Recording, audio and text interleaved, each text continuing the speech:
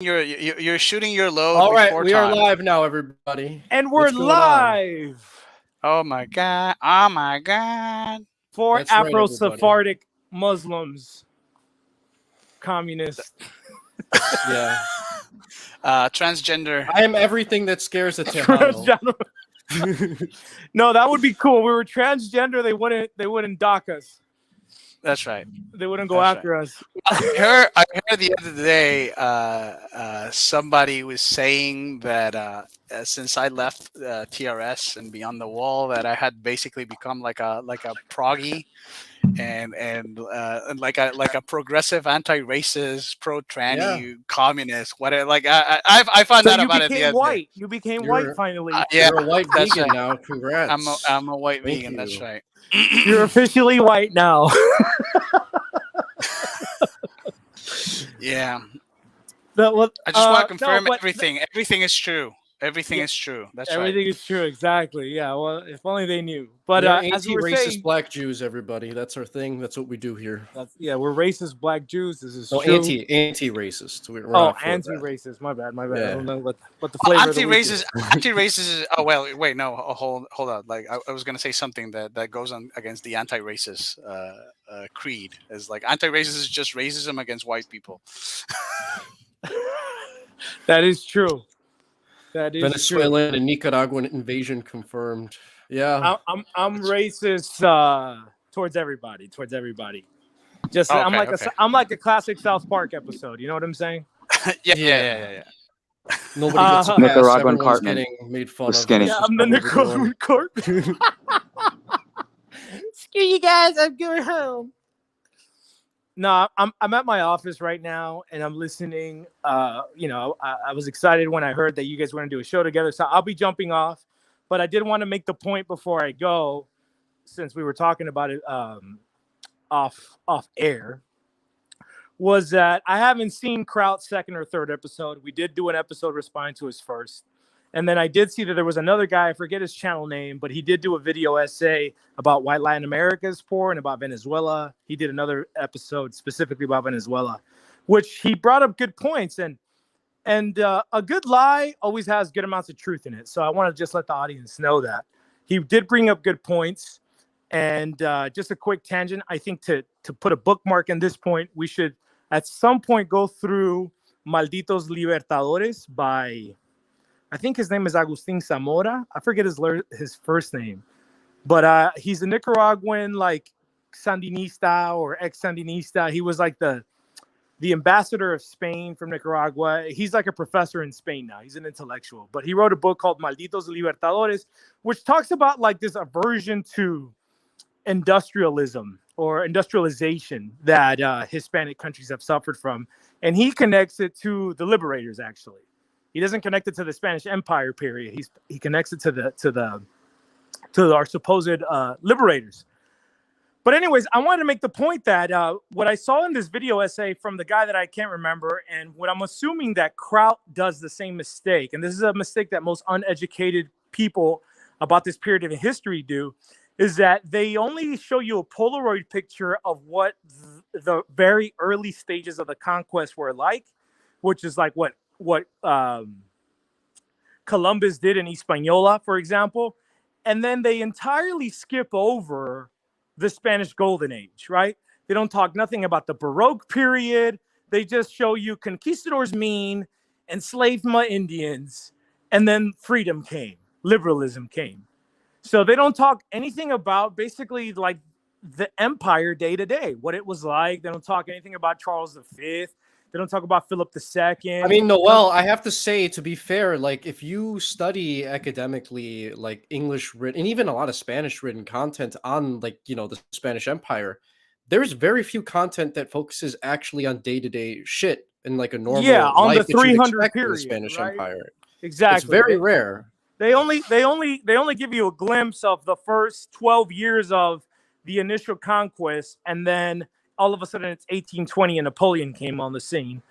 And they don't show you anything about the 300 years in between. And there's so much nuance that you can't throw out and ignore what some of these guys bring up about what the conquistadors did. But you got to remember, these are the conquistadors. These were money hungry go getter motherfuckers who said fuck it, there's opportunity, let's go chase it, and they shot and killed in the process of it. Not much different from go getters today.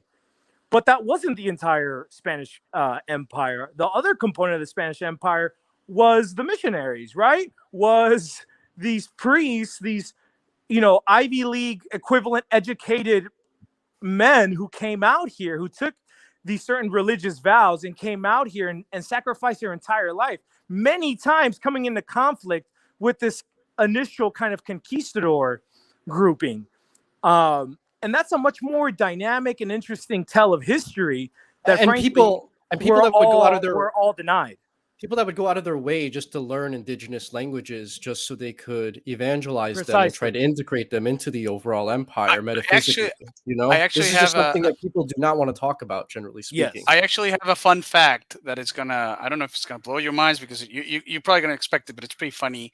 The grammars for the indigenous languages came first than any grammar for the English language. So That's indigenous, so indigenous, so the Indian. I hate the word indigenous because somebody from Europe is indigenous to Europe, but the natives to the Americas, the natives to the Americas, their languages got a grammar before the English had a grammar. Before the Germans too, because the first German grammar is from the 19th century.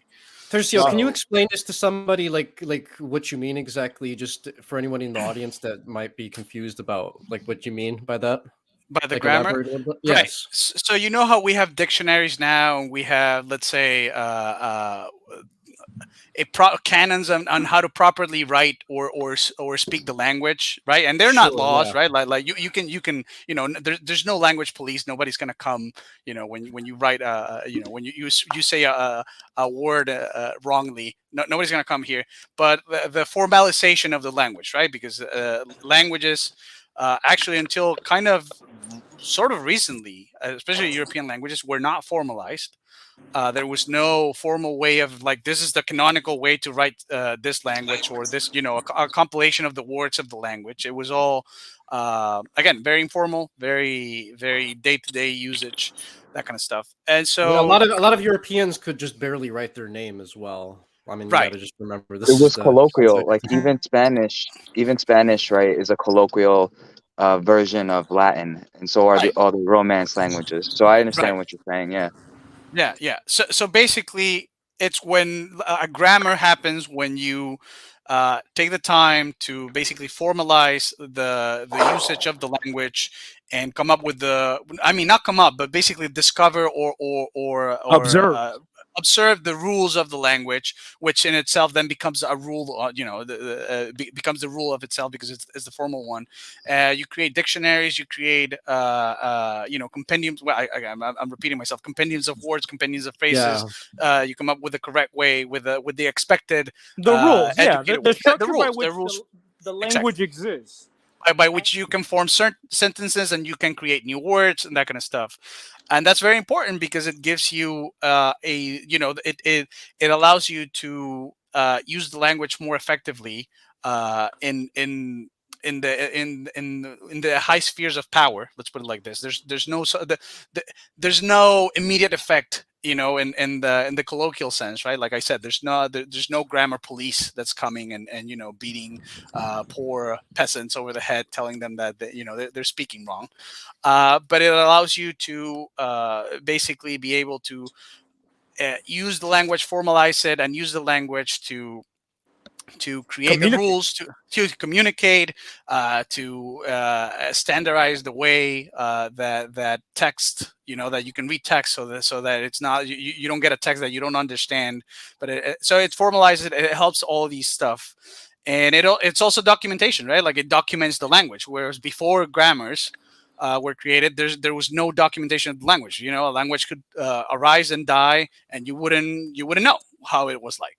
Right. And so basically what I'm saying is that the natives, the Spanish, when they came to America, to the continent, to the New World, they created, they formalized the native languages. They gave them grammars, and they did this for the natives, right? The Spanish had already done it for their own language. It was already done for Spanish, which, by the way, is the first European language to have a formal grammar before And any of the others.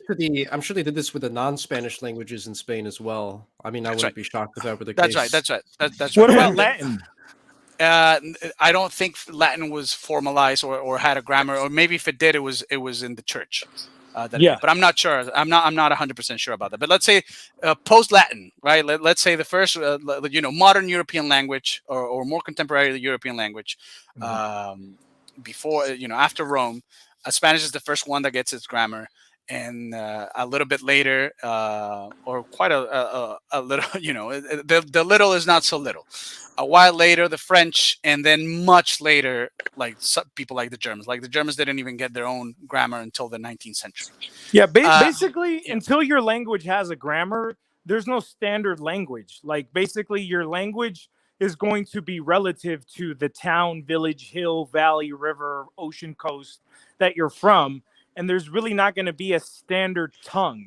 So a grammar is like a border. It's border. It's like creating a border. Absolutely. It's It's like the you don't have a language country until you border. have a border. That's right. It's a language border. I'd like to connect real quick to the concept of the trivium, of the classic liberal education. We're talking liberal here about a free man, that a free man would be educated in Rome, was logic, grammar, and rhetoric. Those were the three science and arts that you had to study in order to necessarily be a free man in a sense. So grammar is extremely important because it kind of does set up the matrix in which a language takes place. And from having a language codified, you can then develop more advanced sciences and technologies and et cetera, et cetera. Without that necessary step, you can't really build anything because your language kind of functions like quicksand. There's no rules to it. There's no form or function to your language. So, talking in the era of the end of the medieval age and the beginning of the modern age, which is this bridge that the Spanish Empire kind of encompasses, the fact that these indigenous languages who didn't even have written language, they hadn't even gotten to the alphabet yet, right? They hadn't gotten to written language yet. Yet here come the Spanish, and all of a sudden we can skip the alphabet phase, the written phase, and get to a grammar. This whole reality of history is completely ignored and looked over. Because all we know is Christopher Columbus mean to the Indians, then Simon Bolivar comes. Then we get liberalism. He was mean to every Indian tribe too. So we skip over these 300 years of history and completely overlook it. And again, I don't necessarily think Kraut has ill intentions. I just think he's a European liberal. What much more can you expect from him? But again, this is a fallacy, like you said, that not only do these non-Hispanics suffer from a lack of education, but Hispanics themselves suffer from a lack of education. I think if there's one central theme to all of us coming together on the internet and having this conversation and becoming friends and creating real life relationships out of this whole experience, is that we've encountered upon these 300 years of history that have been hidden from us. Noel, you know how I asked in the chat, like if you or Guillermo had like any good movies to watch, because a lot of people, like, they learn about history through like movies. And my girl was asking me today, she was asking me, like, I want to see a movie about the Spanish conquest, but also like, Hispanoamerica, right? That 400-year history. What can we watch? And I was like, well, I don't want to have us watch something that was produced in Hollywood, because it's going to be exactly what you said. It's just that the Spanish are bad, conquistadors are bad, they robbed, they raped, they stole, and it's going to leave out a whole lot of context, a whole lot of nuance. And Guillermo put in Hernan in the chat, and apparently, like, Guillermo, check that out. It's produced by Amazon. Yeah, but but you can't get it in the States. You can't get it in the States. I think you got to be in Mexico or in Latin America to get it. But it's interesting. I'm going to check it out. The reality is that genre doesn't exist. It just doesn't exist. No, it doesn't. Even in the Spanish language, it doesn't exist. And we've entered into this, why our Republicans had to basically throw dirt on the previous regime to legitimize themselves. And what a lot of these people like Kraut don't realize is that though on the surface we had independence, it's not real. It's not de facto. because we moved from a Spanish empire to being part of the Anglo Empire. And that's been the history the last 200 years. You may think that your country's a real country, that your flag represents something, and maybe to an extent it does. But when you zoom out enough and you realize it's just your territory becoming a vassal of London and New York or Washington, D.C. by proxy, it's the same power base. So this media that you're looking for, Taco, doesn't exist. That's a gigantic business opportunity for us if we want to capitalize on it. But I would say, Taco, the closest thing that you could find, that first thing that came to mind, was actually Pirates of the Caribbean. And I forget which one, but it's the one where they're with Penelope Cruz and they're looking for this like cup fourth one. It's the fourth one. Immortality. And then the Spanish dude comes in and he breaks the door and he breaks the cup and he's like, fuck this blasphemous, evil, satanic Anglo bullshit. It's the same. It's the same guy that plays Hernan Cortez. It's the same actor that plays Hernan. Same actor. Yeah. But anyways, you guys, I gotta tap out. I'm looking forward to listening in. I got some work to do, but I'm gonna be listening the whole time. God bless you. Tercio, nice to have you back, buddy. Billy, thanks for doing this. Taco, nice to chat with you, bro. I'll see you guys. See ya. Peace. Damn, Angelo just missed Noel. But all right. Yeah. No, our favorite Tercio is here. Say. I just want to introduce Angelo real quickly. Oh, hey, hey, what's up, everyone? Hey, what's up, Angelo? Yo, my bad, guys. I'm getting dinner right now. So I'll jump on a little later. All right. I'm outside right now, but I'll come back in. Definitely, I'm gonna keep track of the conversation. All right. Have a good night, guys. I'll talk to you soon. I'll be back. All right. See ya. All right. Okay. So yeah, we had that for the intro, which I hope you guys enjoy. And we're going to be watching this video on Mexico together. It's going to probably enrage all of us, but it's just something that has to be done. So without further ado, let's jump right in. Of a 3-part series. If you want to get a more in-depth understanding of the topic, you will find the links to the first 2 videos in the description. But before we start, I would like to thank the folks over at VPN. Skip this shit. What the fuck is wrong with what you are doing? If you live in a country that implements internet restrictions, banning you from internet restrictions, Cananea has like the United States. in the region. All right, I think it's right about here. I really don't want to hear this guy shilling, though. Sponsoring this video. Thanks, Surfshark. Let's get into this video. We are not sponsored by Surfshark. but hold on. I want to make it clear in case Surfshark is listening. I am open to being sponsored by. Oh, that's right. That's right. That's right.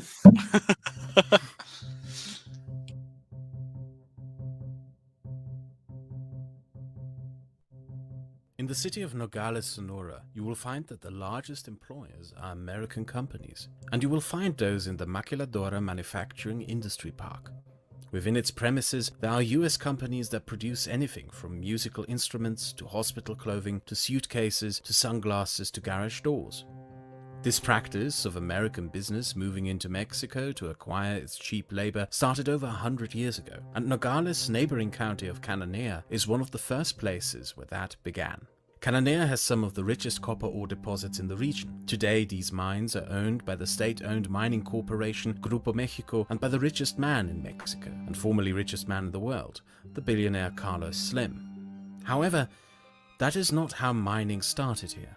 The industrial monopoly economy of Mexico that Diaz had established was unable to tap many resources of the country. The monopoly owners were preoccupied with their own little parcels of the economy, and since Mexican capital was restricted within the oligarchy and not widely available, many economic sectors were neglected. The result was an economic underdevelopment of many parts of the country that the elites just simply didn't care about, and one of these places was the North. However, American prospectors, bankers and entrepreneurs could take credits and loans from banks in the United States where capital was available to everyone, to then buy the licenses from the Mexican government. This angered sections of the Mexican public who would have preferred to do so themselves. Having access to American industry meant that these Americans began building textile and other industries in central Mexico as well. Guillermo, while the Can you put it at 125 or 1.5 so we can cover? I'm not. I really don't think it's an option, unfortunately. But we'll just. Really? Yeah, unfortunately not. All right. Mexican oligarchs didn't This is going to be a long one, but right. it'll be good. bother. All right, They just all right. kept sitting on their established plantations. By 1900, over 90% of all industry in Mexico was owned by foreigners, and 70% of these foreigners were Americans. The ultimate result of I was going to say that is a horrible idea, just right off the bat, allowing that to happen. Like, Yeah. why? the Porfiriato was one that replicated itself in many Latin American countries. The corrupt rule of caudillo oligarchs who limited the economic freedoms of their citizens with exclusionary economic institutions resulted in foreigners with foreign capital and foreign machinery and foreign innovations taking over large swaths of national economies that the kleptocratic local governments were too incompetent to develop or just disinterested in, while the general public could do nothing but watch. The legacies of this precarious socio-economic development reverberate throughout Latin America to this very day. One of the American entrepreneurs was William Green, a Wisconsin rancher who had the capital and American credit that decades of decentralized and open economic development had made available in the United States. With that capital, which was inaccessible to the overwhelming majority of Mexicans within their own exclusionary Mexican economy, he was able to buy a grant from the Mexican government in 1899 to open copper mines in Cananea. Due to the corruption of the Mexican state, he was also able to bribe himself into extraordinary positions of power.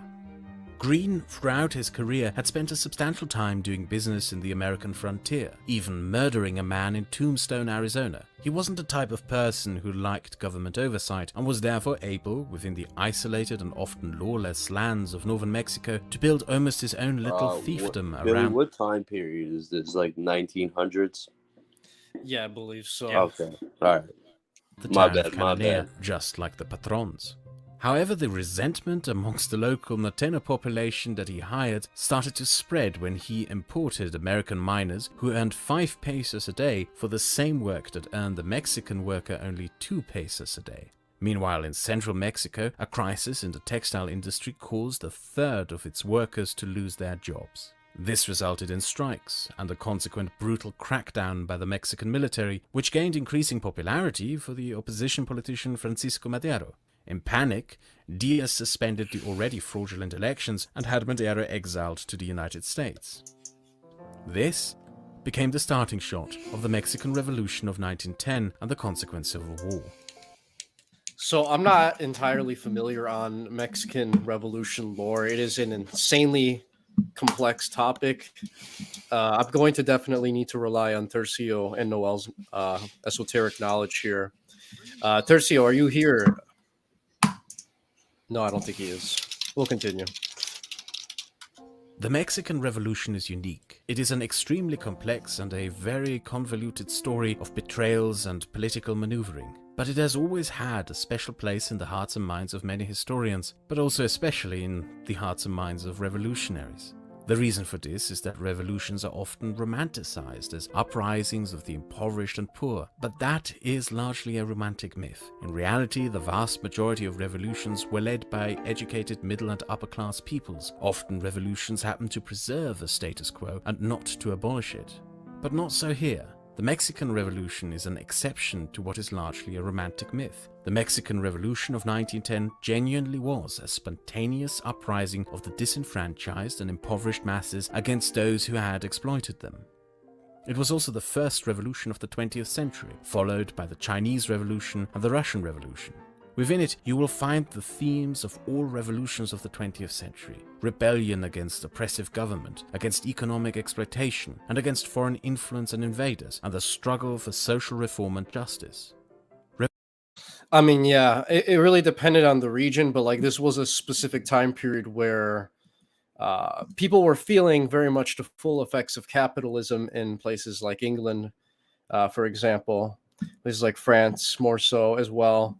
Russia was not quite the same. This was a very peasant-based agrarian society, ran by That a wasn't very. real capitalism, Billy. It actually wasn't. Like I'm gonna make that argument that it wasn't. Like this was they would have probably actually benefited from capitalism in terms of being able to grow. I mean, there would have been horrific consequences as well with that, but I think Russian royal family was generally way too incompetent to even do that. And also, for whatever reason that I'm not going to go into details because it just isn't important for the sake of the show, more agrarian-based societies that weren't actually embracing like free market capitalism tended to have the more successful communist revolutions. Places like China, the USSR, these were not like free market capitalist economies in the way like Victorian England was, for example. Just want to keep that in the reader's mind, and we'll continue on here. Revolutionary Mexico was also the first 20th century society to engage in revolutionary social experimentation, from nationalism to anarchism to socialism, indigenous liberation to liberal democracy. It had famous and charismatic leaders such as Emiliano Zapata and his Zapatistas, who fought for indigenous lands to be taken from large landowners and made communal land again. Pancho Villa, who although pragmatic, mainly fought for what he saw as a struggle of the Mexican working class to have their land returned, and Francisco Madero, who wanted a legalist liberal democracy with land returned to peasants as their private property. And one of the main reasons why the popular romantic image of this revolution endures to this very day is that unlike most other 20th century revolutions, this revolution succeeded, and technically it is still with us. The Beiyang Republic is gone. The Spanish Republic is but a nostalgic memory. The Soviet Union is no more. But the Mexican Republic? It still stands. The revolution first flared up in the north with striking miners and instantly spread south to plantation laborers. Sensing the danger to themselves in this situation, the caudillos participated in this initial uprising and a new government was put in place under Francisco Madero. However, that government kept the power structures of the previous government and even some of the same people. It negotiated land reform, but did so tacitly at best, handing out largely worthless scraps of desert to plantation laborers. The land reform also included a scam that redistributed large swaths of land to already wealthy landowners. This worked because the government promised to return land that was illegally seized during the rule of Diaz. However, very little land was technically illegally seized, since Diaz had just legalized the land seizures of his allies and business partners. Additionally, the government didn't reform and kept the hated Mexican army. The Mexican army had come to be one of the most hated institutions of the country, ruthlessly used as a brutal and blunt tool to crush civil discontent, brutalize the public, and dispossess farmers by seizing their lands. So, revolution flared up again, or more precisely several revolutions, counter-revolutions and more. A rebellion in the north that sought to overthrow the government. The government crushed that rebellion, but what the government could not get control... Just want to add something. Please do, yeah. Feel free to jump in at any time. We actually, at the mundorepubliqueta.com side, we made a map of all the civil, like internal conflicts, not just civil wars, but let's say revolutions and all that. Everything internal, no external wars that Mexico against the United States or Peru against Colombia or something like that. No. Just internal strife. We made a map with all of those, and Mexico on its own basically took like it was more than the entirety of Latin America of South America, like just Mexico on its own. The amount of I can imagine, my lord, it's convoluted. It was like over 80 or something like that in the span of 100, 200 years. Do you think that's why Mexico sucks right now? Is because they don't like all their problems get solved through war, except for the current one. I mean, yeah. I mean, it's certainly a factor. I mean, like the United States, right? Like they romanticize their one civil war so much, and they want to, they really milk it.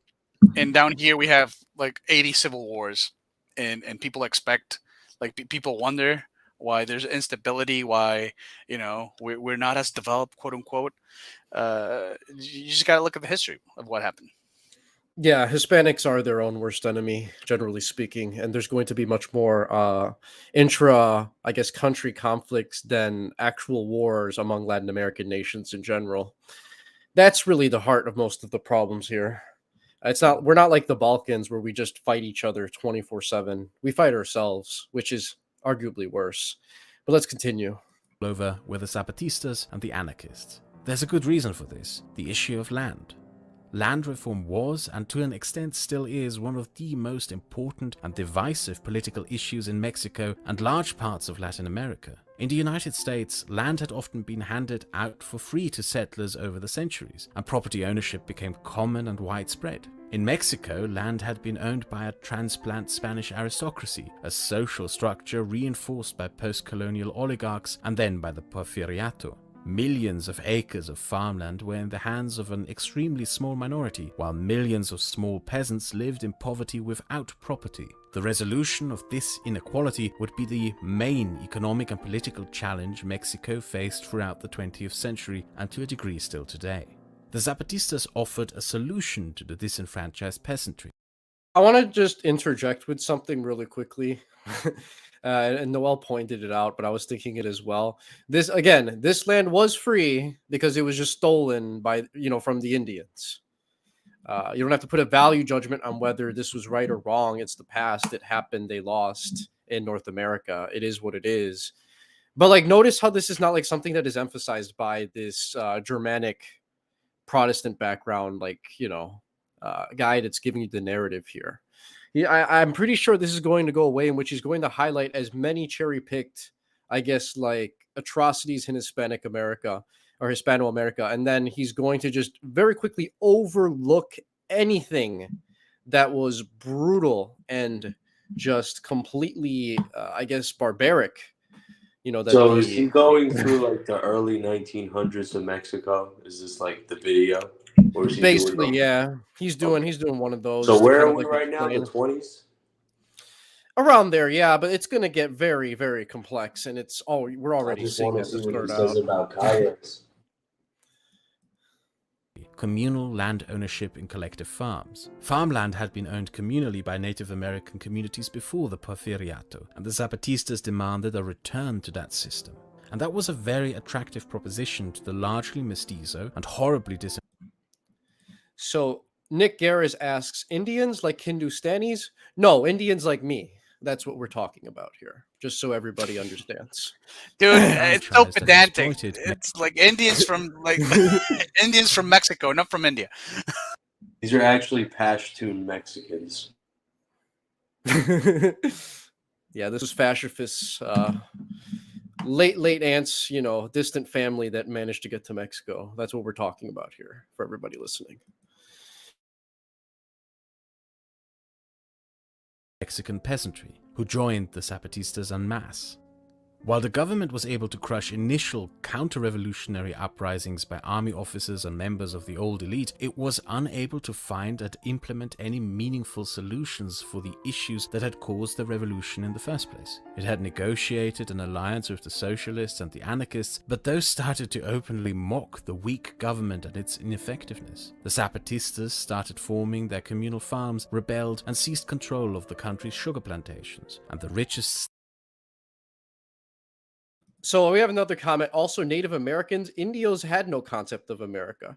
Well, no, actually, Indios were some of the very first Americans to ever exist. If we're talking about America in the concept as, the land that was discovered by men like Amerigo Vespucci, for example, they were. And so were the Spanish.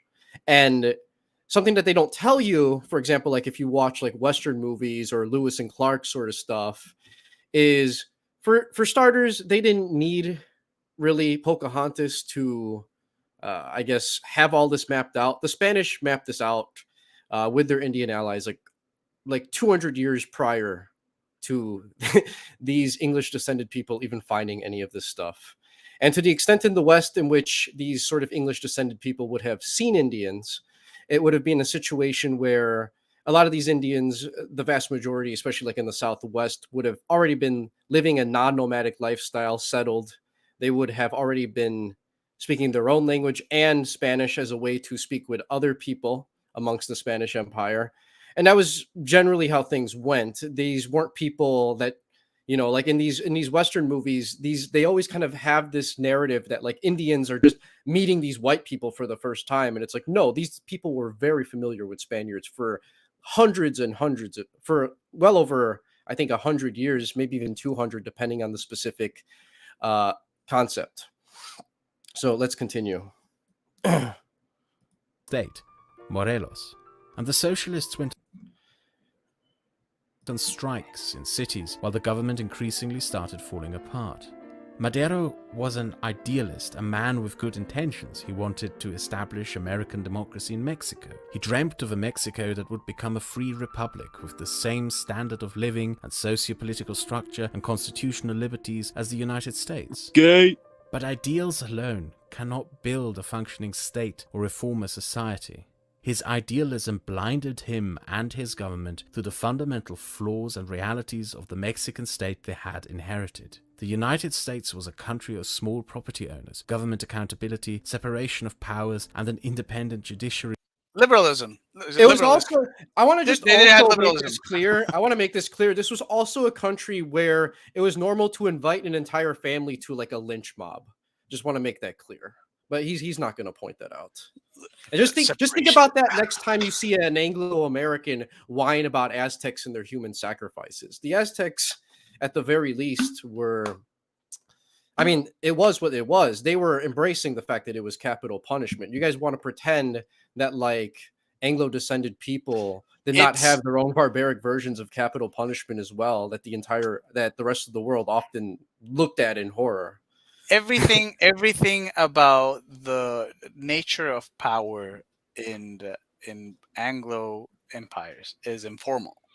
So it's just informality. It's just the way they wield power is just always informal. So it's like, you know, you have mass sacrifice of children in the United States today, informally through abortion, right? Like abortion is formally codified and all that, but like the act of this slaughter of your own people in mass is an informal form of sacrifice. So the Aztecs were uncivilized and bad because they had a formal human sacrifice structure.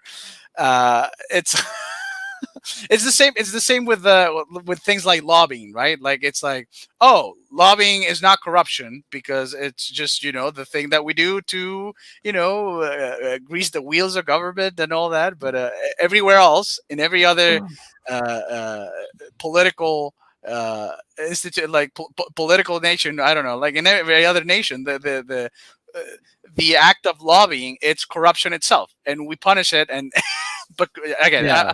I don't know. It's just funny. It's just funny. It's the same. It's the same with with what Noel was saying earlier about coming into this dependent state of first Britain, you know, first the UK and then the United States. It's like, yeah, of course nobody talks about it. Of course everybody jumps from the Spanish Empire to the current state because the nature of our submission to these international powers, the UK and then the United States, has been done informally. There was no, you know, land grab where the British like planted their flag and said like, this is, well, I guess in the Malvinas they did, and that's that's the only one, you know, that people recognize. Malvinas or Falklands, but there was no like, we own Argentina now. It was done through, you know, soft power, influence, so informal power. Yes, exactly. I mean, they're not. This is the kind of person that is going to completely rail on the like how horrible corruption in Mexico is, for example. And I'm not going to deny that corruption isn't it's a thing in Mexico. Of course it is.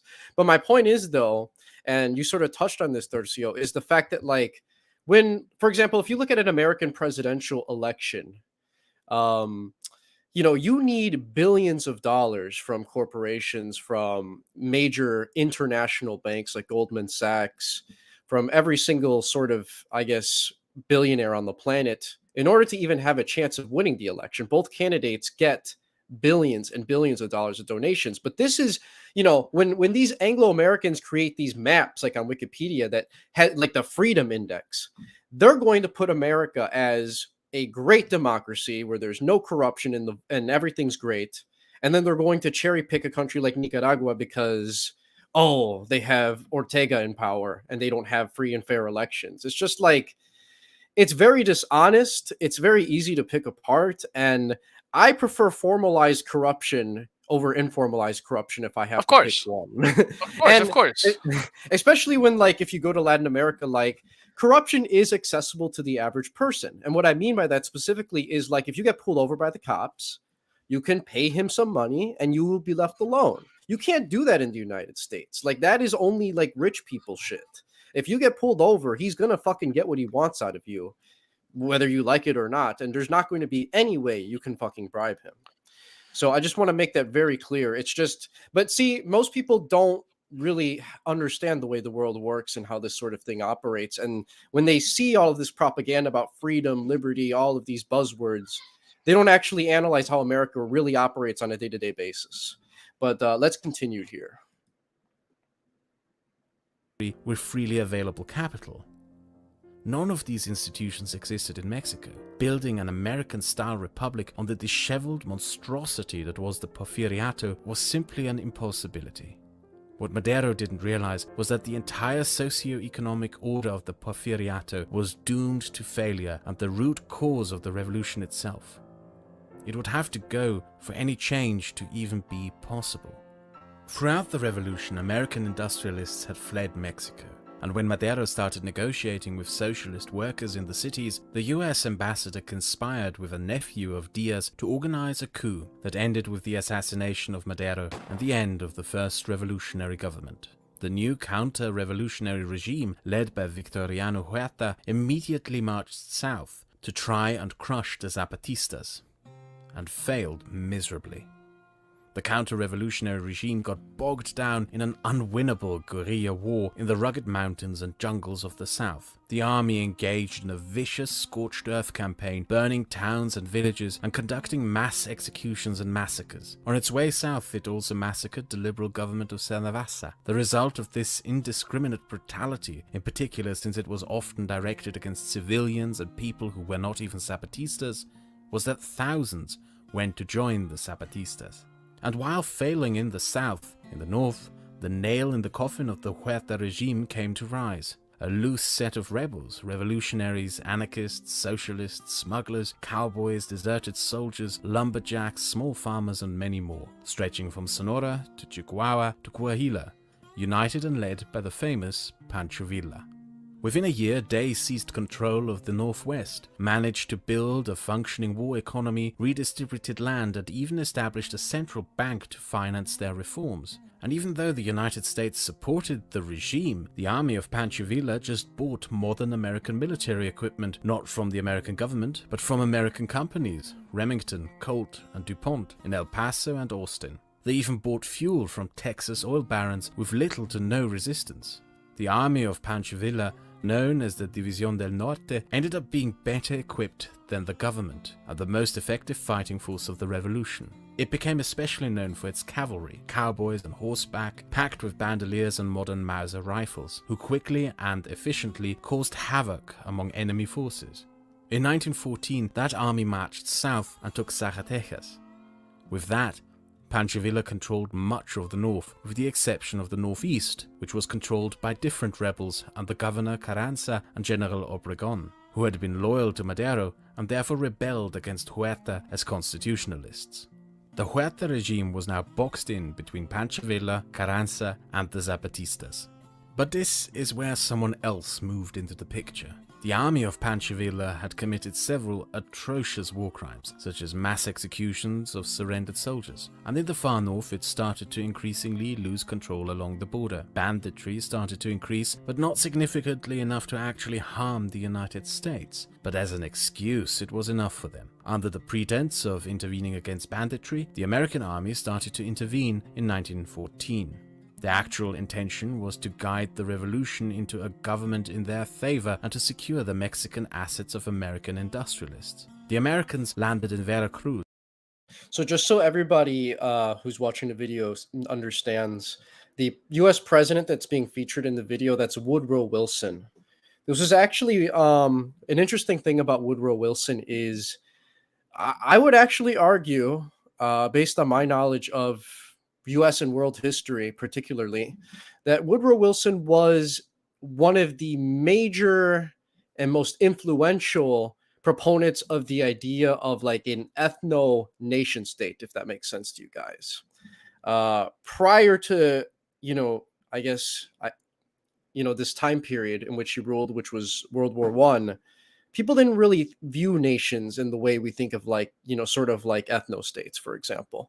People generally did not operate this way. This was a very new idea, very much inspired by liberalism. And yeah, this is not how people operated for the vast majority of history. You had things, for example, prior to the Enlightenment values that were introduced to, by these sorts of revolutions. People were part of monarchies. You were a subject of your king. You identified as a colonial subject of that royal family. That was your primary identity. It wasn't, I'm a castizo, bro. It wasn't like I'm a part of the master race, bro. Like, no, it was very much something that was much more legitimately traditional and not artificial in this sort of sense. But let's continue on. And occupied it. But the occupation ended up being a disaster. Mexican civilians started shooting at the Americans. The American Navy consequently bombarded the city indiscriminately and eventually had to pull out. Although the Americans would conduct several incursions into northern Mexico, they had to increasingly come to terms with the fact that they would not be guiding the outcome of this revolution. The main effect their intervention had in the end was that the Zapatistas, Constitutionalists, and the army of Pancho Villa formed an alliance against the Huerta regime. And shortly after, Pancho Villa inflicted a crushing defeat against the Huerta government at the Battle of Torreon, after which the Mexican army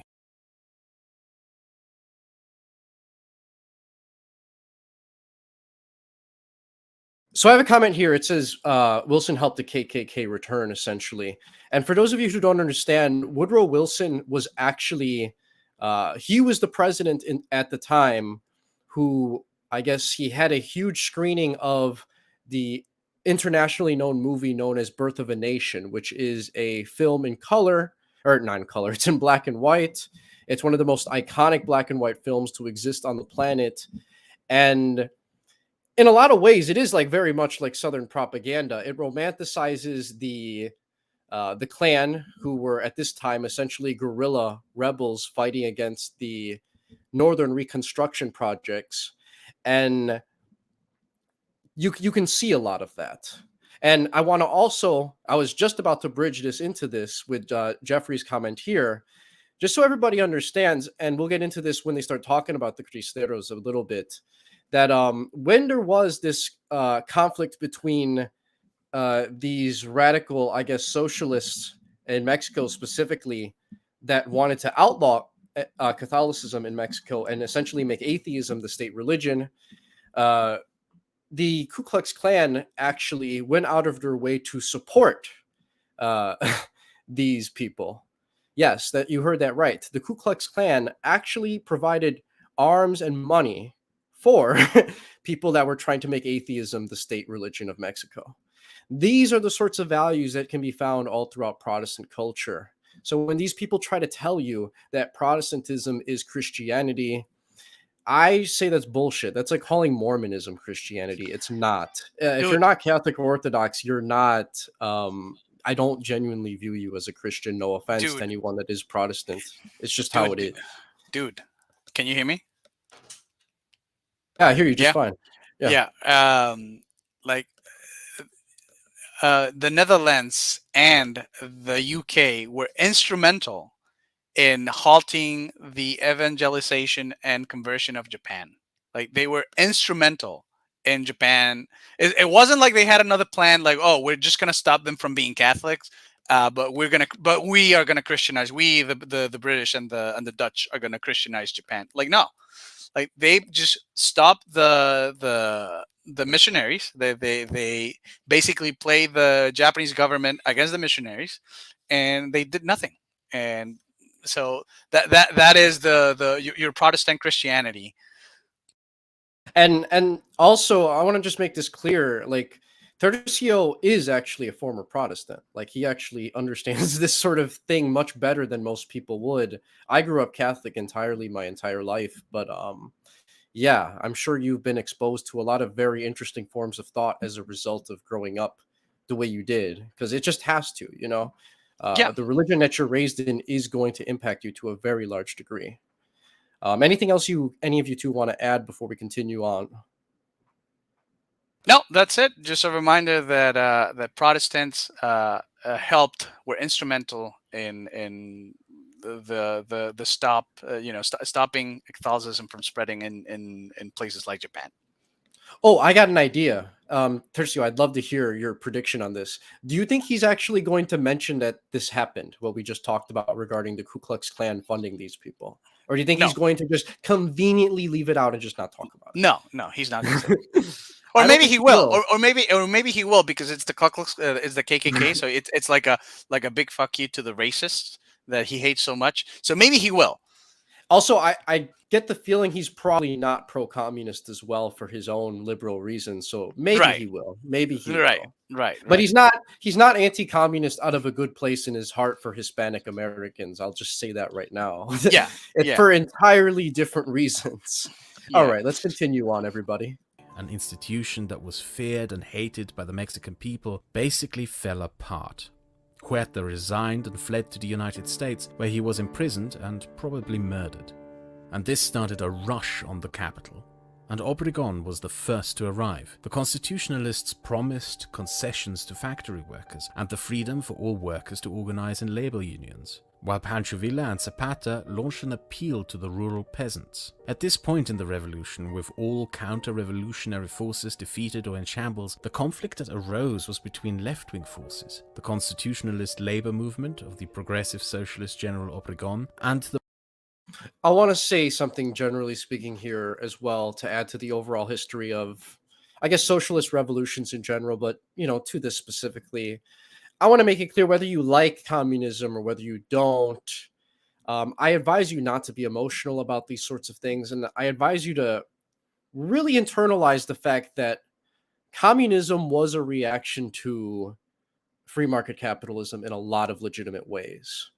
Free market capitalism, to the extent it existed before corporations were just able to completely just monopolize everything and start transitioning to something that's more neoliberal or something that you would be familiar with today, uh, they were horrific in terms of it was horrific in terms of the conditions, generally speaking. You can read about how people lived in Victorian England, for example, how these people were essentially pushed out of the farms, that their families had been in forever, these rural farms that they were working on due to the invention of things like, I think, like the steam engine, I want to say. I forget what it's called. But anyway, the point is, as the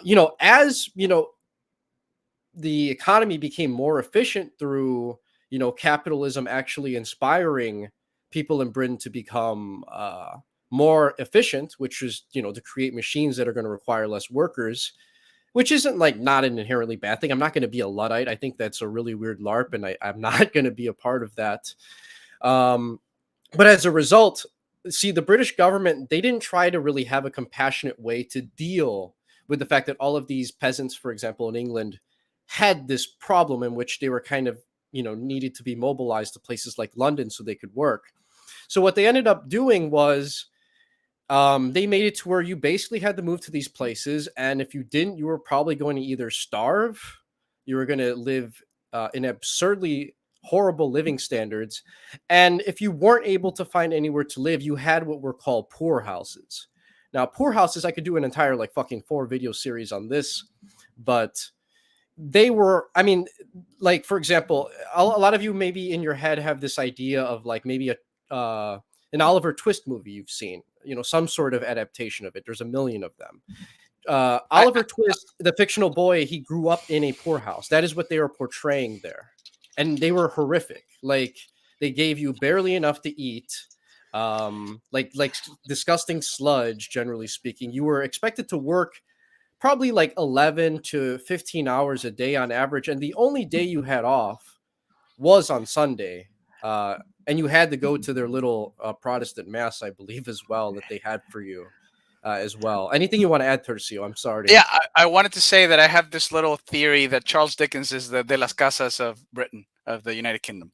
He was basically like, if you read his books, and it's basically kind of it's all denunciation of the conditions that people were suffering back then. So it's funny Of course, it's in mainland England, right? Like, there's no de las casas in the actual colonial parts of Britain. But it's Yeah. funny, like when I think of Dickens, I think of like, oh, he's like the British de las casas, but for British people. And you know what's funny is like Dickens wasn't even against capitalism. He just wanted some like a lot of just common sense Well, reforms so that people weren't living same like de las horribly. casas, same like de las casas. He wasn't Yeah. necessarily against the encomienda system or anything of the sort. He just wanted a more fair treatment of the Indios. Yeah, exactly. And Noel's saying you can tell Billy smoked a bowl before the show. See, I can tell it's been a while since I've smoked with Noel when I met him in LA. But had his memory been better, he would know that had I smoked a bowl prior to this, my eyes would make me look like I'm Chinese at this point. So no, this is not the case. I'm still an Indio. I am not quite Chinese yet. But hey, you tried, Noel. Very funny. The more conservative Carranza controlled the cities. The Zapatistas and army of Pancho Villa, with their anarchist farming communes and demands for land reform, held power in the countryside. The Americans were shocked by what they perceived as widespread radicalism. They offered support to the Constitutionalists in return for American control of Mexican oil and were angrily rebuffed. They finally realized at this point that a regime that continued the Porfiriatio status quo was impossible and would only lead to more uprisings. So they begrudgingly decided to throw their support behind the Constitutionalists, who, although they demanded massive redistribution of land and wealth, at least wanted such redistributed as private property. The Constitutionalists announced an enormous land reform package. Every single Mexican was eligible for the program, and would essentially divide up the large majority of Mexican farmland among the poor peasantry as private property.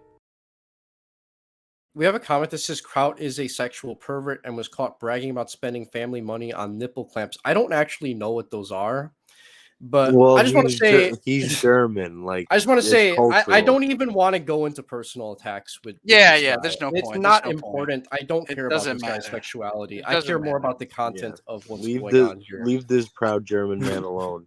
I mean, Exactly. you do the ad hominem. You do the ad hominem after you take Like down this the guy's just a argument. normal European conservative. Like I'm not Yeah. going to go after him over this, you know. Like this is I'm Yeah. not about to do that. Like I'm not going Yeah. to attack traditional values in Germany. So let's continue.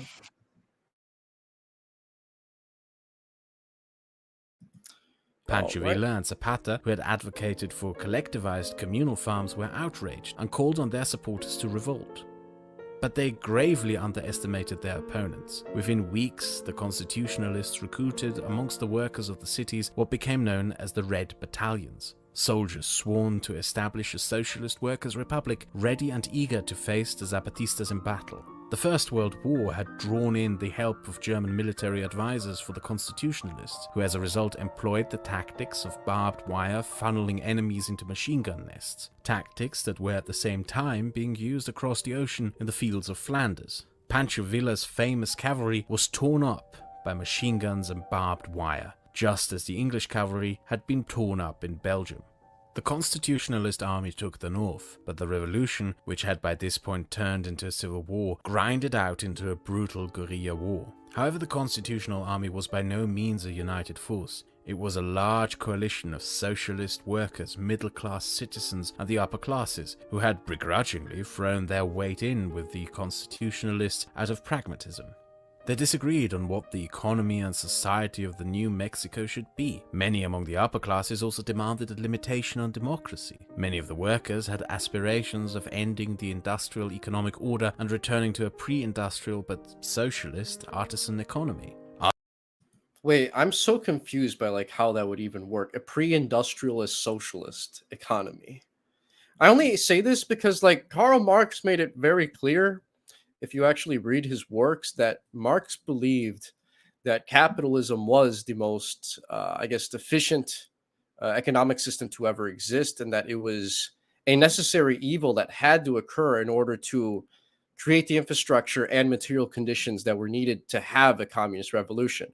There's a reason why Karl Marx, for example, really believed through most of his life that it was going to be places that were heavily actually capitalist, like Victorian England, for example, that would have transitioned to communism first. Marx would have had generally if you read most of his works, you wouldn't have gotten the impression that he would have thought a backwards, unindustrialized place like Russia or China would have been the first ones to do it. Not in the slightest. But yeah, let's continue on here. Others dreamt of carrying the revolution out of Mexico into the United States and launch a global revolution of industrial workers. Some were even urban. I want to highlight this as well because this is a good point. The Nationalist says that's why Lenin made the NEP a thing. Russia had to become industrialized via capitalism before a transition could start. So yes, this is an important thing to also highlight on as well. When the Bolshevik Revolution was finally finished and they won in the Civil War against the White Russian faction, which was a bunch of different sort of reactionary groups to the communists trying to work together, didn't work too well because, for a lot of reasons that I'm not going to go into. The fact of the matter is Lenin was not like, okay, government owns everything. You're going to just, everything's going to be just nationalized and we're going to have no private markets in the slightest. No, this is actually not what occurred in the slightest. Under the NAP, which was the economic foundation that Lenin built the Soviet Union on, you had a mixed market economy that had markets, that had aspects of capitalism. But at the same time, there were certain nationalized industries. If he believed that it was going to be the better option as opposed to privatizing. And there actually have been some historical instances in which nationalizing certain industries has actually resulted in actually kickstarting a very, I guess, backwards country and modernizing it in certain ways that capitalism actually couldn't. And a specific example I can use of this would be, for example, the North Korean leadership that existed after the Korean War, in which those people were victorious.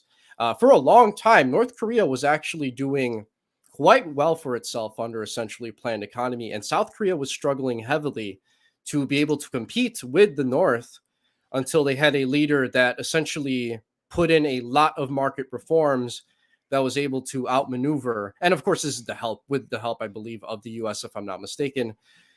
Eventually, he died. I believe he died under mysterious circumstances. But my point is that not everything is completely set in stone regarding this stuff. A lot of this is going to be influenced by things that are extremely internal to the specific country at hand. And you can't just be entirely dogmatic and ideological about these things. You have to look at the very big picture, which includes the actual people that you're studying and not just ideologies and economic systems just on paper. Anything you two want to add to this before we continue? I got something, but I'm not sure. Go for it, man. Yeah, I mean, the USSR took Russia from a rural backwater and turned it into the second most powerful nation in the world in 40 years. Yeah, So it did. so clearly, like this idea. I mean, it's just so funny. This idea that everything the communists did just doesn't work or whatever. It's clearly a propaganda from this side, because it's like, and the Soviets won the space race as well. Like the only thing they didn't do first was reach the moon. And it's so funny now that you have even Americans doubting that great technological and whatever national landmark and achievement of the United States. So it's like it doesn't even count. Like the Soviets did everything else first. They Like also secured the biggest W in human history, and they took the superior Germanic man's Berlin for what, 45 years after that. They did, yes, they did, and they had their way with all of the German women in Berlin for a while. East too, Germany as well. was more German than West Germany. And by the way, Many Dog says the USSR always had private property, giving lands to the peasants. So I want to make this clear as well. When the material conditions that were being cultivated for a communist revolution to take place in Russia, when this was going on, I want to make this clear as well. The Russian royal family was insanely incompetent. And what I mean by that is a major thing that galvanized a lot of people to start joining either the Bolsheviks or Mensheviks or other socialist groups was the fact that the famines were getting quite widespread in the not in the Soviet Union, in Imperial Russia. And a lot of people have this idea that communism is when famines, and that's not necessarily true in the slightest, actually. And communism does not have a monopoly on famines. If you study, for Dude, British example, hold famines. on. British Yes, I was about to famines. bring that up. The British Empire is very well known for famines. They did this to the Irish, to their white brothers in Ireland. They actually starved millions of people to death, I believe, in Iran, in India as well. And this was a tactic that they would use on people, because I don't think these were unintentional famines, generally speaking. If anything, when famines did occur in communist countries like Mao's China, this probably was unintentional. Mao, I must say, was a very impressive guerrilla fighter, but it was Zhao Zhipeng, uh, Deng, I believe was his name. Deng was the man who eventually would succeed after Mao at some point, and he would put in a bunch of market reforms that started to modernize the Chinese economy in ways that it just wasn't able to under Mao's incompetence. And Deng also wrote in detail about how the NAP under Lenin inspired him in many ways. Now, at the same time, he was actually a student in France, and him studying the French firsthand inspired him to kind of see the value in certain market reforms as well. So again, a lot of complicated stuff here, but not everything's so cut and dry. Let's continue on.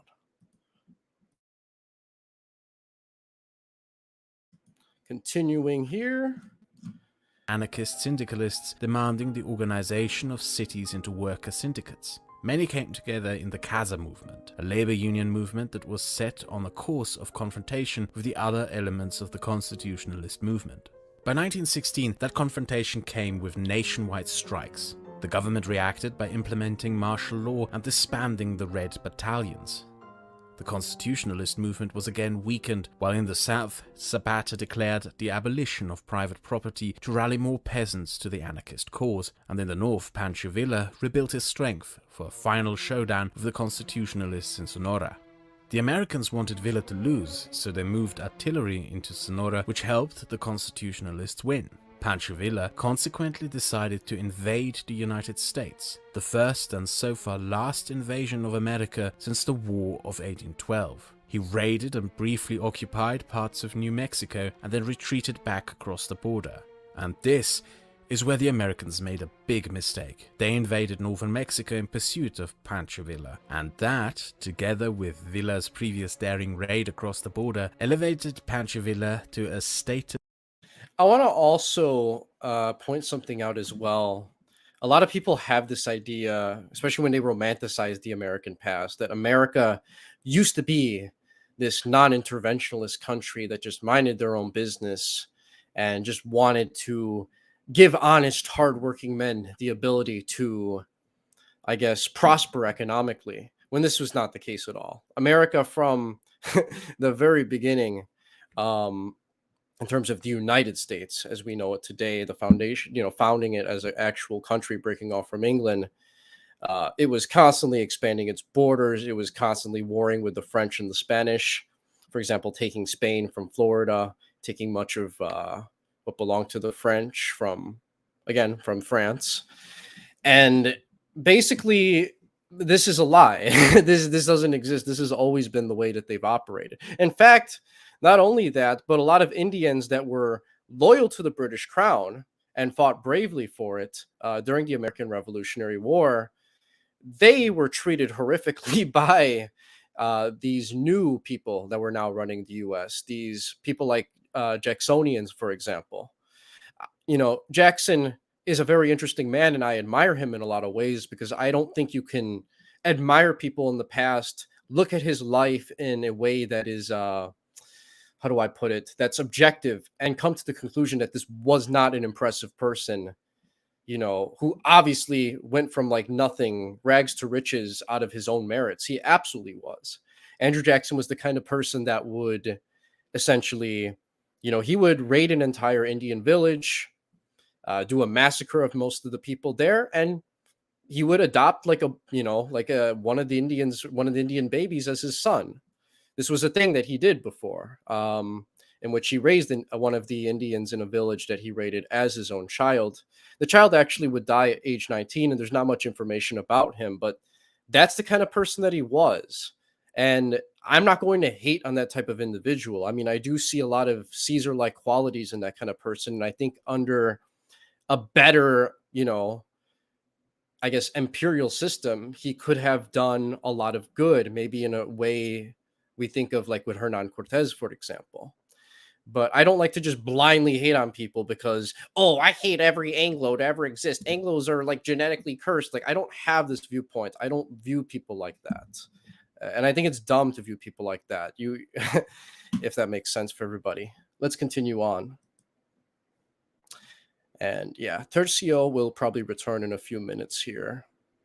Of national hero in Mexico, the guy who took the fight to the gringos. The constitutionalist government had to embarrassingly declare a defensive line against the Americans, which the American army blundered into and lost a fight. The Americans realized far too late that Pancho Villa had just baited them into Mexico, so he could kick them around on his own home turf and elevate his own national status as a defender from foreign invaders. The Americans had to retreat out of Mexico empty-handed. All they had accomplished were pro-Villa uprisings that helped Pancho Villa re-establish power over large parts of the north.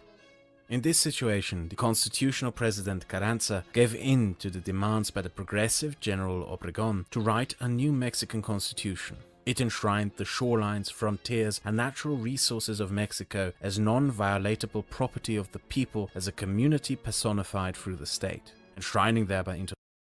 I want to also just tie this to the present a little bit as well.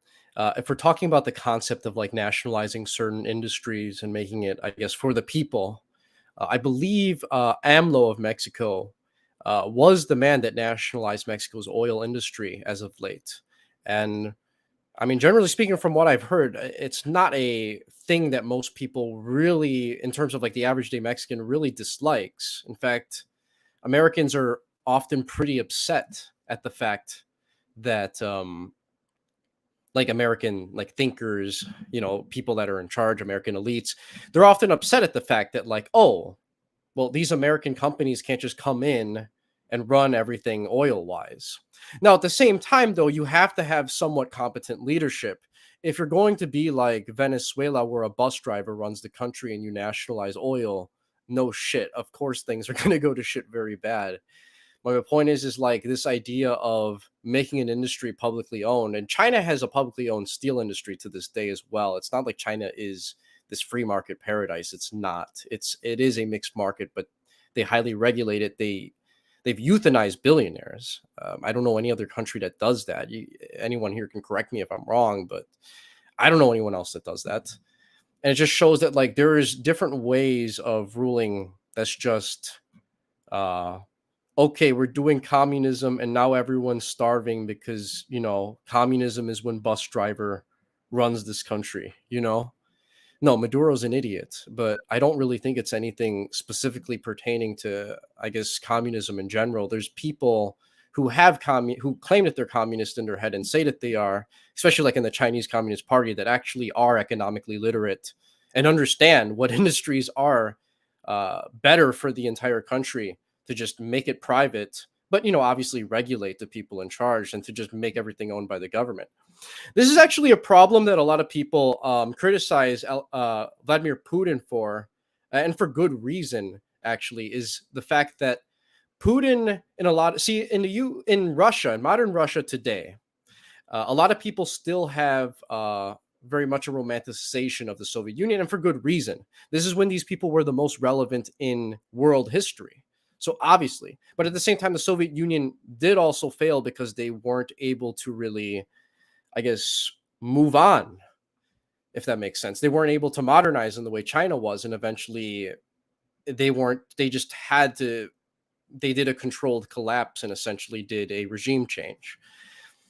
I just want to make that very clear for everybody here listening. And the law, national industries, and a clear boundary that the Americans could not cross, a democratic system under a centralized government, a right to universal free education, to healthcare, to the formation of labor unions, a right to rural communities to own their local land, and a right to strike. This constitution, the most progressive at the time, would form the foundation for an enormous transformation of the Mexican economy and society, and would undo the economic order of the Porfiriato. It settled the internal disputes of the constitutionalist movement, but the civil war was not yet over. It grinded on into a long, protracted slog of a guerrilla war and counterinsurgency warfare between the warring camps. But as it slogged on over the years, the reforms of the constitutionalist government took hold. Land was redistributed, a national oil industry created, that in turn created jobs and provided funds for public services. As life improved, the Zapatistas and Pancho Villa started losing more and more support. In 1920, Carranza made the mistake of having Emilio Zapata assassinated. It led to the collapse of the armed resistance and the Zapatistas, but made him a martyr for future revolutionaries. In the north, Pancho Villa's forces started to act with increasing brutality, not just against the government, but against civilians. Pancho Villa ended up being seen as nothing but a bandit and was widely hated. Carranza, though, slacked behind in agricultural reform and the redistribution of land to appease his wealthier supporters in the Mexican elite. So by 1920, his once ally, the progressive socialist Obregón, staged a coup and had him murdered. Obregón then made peace with Pancho Villa in exchange for a large hacienda. The revolutionary, in the end, ended up as a plantation owner, like the very people he had once rebelled against. At the end of this Game of Thrones-esque series of events that would make a great TV series or video game, one of the few occasions where a history book reads like a Shakespeare play or a thriller, Alvaro Obregón was the last man standing, elected president in 1920, and began a project of building a leftist Mexican republic. The republic born from this revolution was a famously leftist and often romanticized republic, the republic that gave Trotsky refuge, redistributed. Yeah, this is not. If I were Mexican, I would not be proud of the fact that, congrats, you belong to the country that took in Leon Trotsky, the worst person in the USSR, a person that was so fucking vile and just honestly just one of the worst human beings to ever exist. He had to find refuge in Mexico. And this was a very dark point in Mexican history. I mean, like, it is impossible to deny this. Like, we just have to be real about Literally, it. no one would take him, and Mexico was like, "Yeah, it's like, yo, me, hey, yo, pick me. We'll take you, Trotsky." Like, this is something that we're going to criticize, and if you don't like it, unfortunately, go watch something else, because I'm not going to just sit here. Touched in Mexico. Yeah, I mean, Stalin got him, thank God, but it was too late, unfortunately. But yeah. This is like something that a lot of people really don't know about historically. Anything that you guys want to add before we continue on here? Stalin was right. No, he was. Stalin was based. Stalin is the number one best politician in the 20th century. Number one is number. No, he was one of the best monarchs, actually. Yeah, sure. And the second 100%. One was Franco. So it's Stalin, Franco, one and two, but it's not close. It's not that close. Like, Stalin is vastly superior to Franco. All right. Wow, that's a bold statement, but yes, let's continue on here. And good to have Taco back as well, especially since Taco is Mexican. Opposed Nazi Germany before anyone else did, and sent weapons and volunteers to help the Spanish Republic in its war against fascism. In its initial years, it was very decentralized, and many social reforms came through the efforts of state governments. The governments of Veracruz. I want to add this in real quickly. Jeffrey says Stalin could have been, or not this. It was this comment right here regarding essentially. Actually, I think it might have been taken down, but essentially, people said that. Oh, actually, I wanted to point this out. Yes, Stalin did bring back orthodoxy after 1941. So everybody understands atheism was essentially the state religion of the USSR. Orthodox Christians, Muslims living in like Central Asia, and like Moscow as well. They existed in all parts of the empire. And people like the Jews, religious Jews, not secular ones. These were people that all experienced systematic discrimination and I guess, in the USSR.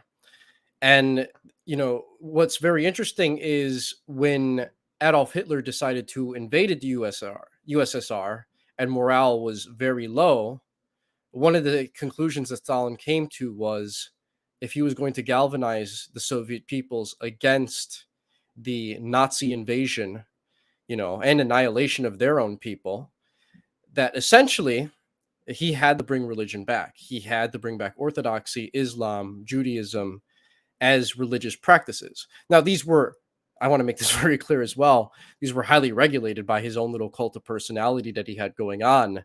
So if you look, for example, at Orthodox churches that existed under the USSR, after Stalin made it legal again, these these churches would be filled with portraits of Stalin, which is like an interesting thing. It's a very Trujillo-like actually thing that he was doing there. I don't think Trujillo ever put his portraits in churches, though. I don't think he ever went that far. But Trujillo was similar to Stalin in the fact that he created a cult of personality for himself in the Dominican Republic, and he was very obsessed with making sure that he himself was included in virtually all aspects of Dominican society.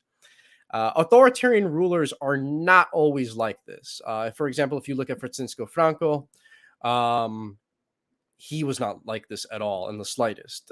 He didn't really care if you were someone that disliked him or like a Marxist, as long as you generally behaved yourself and you didn't, rock the boat in a way that would actually pose a serious threat to the country. But there are certain leaders that are just obsessed with legitimate thought control in a very totalitarian sense and would just lock people up for breaking with the status quo.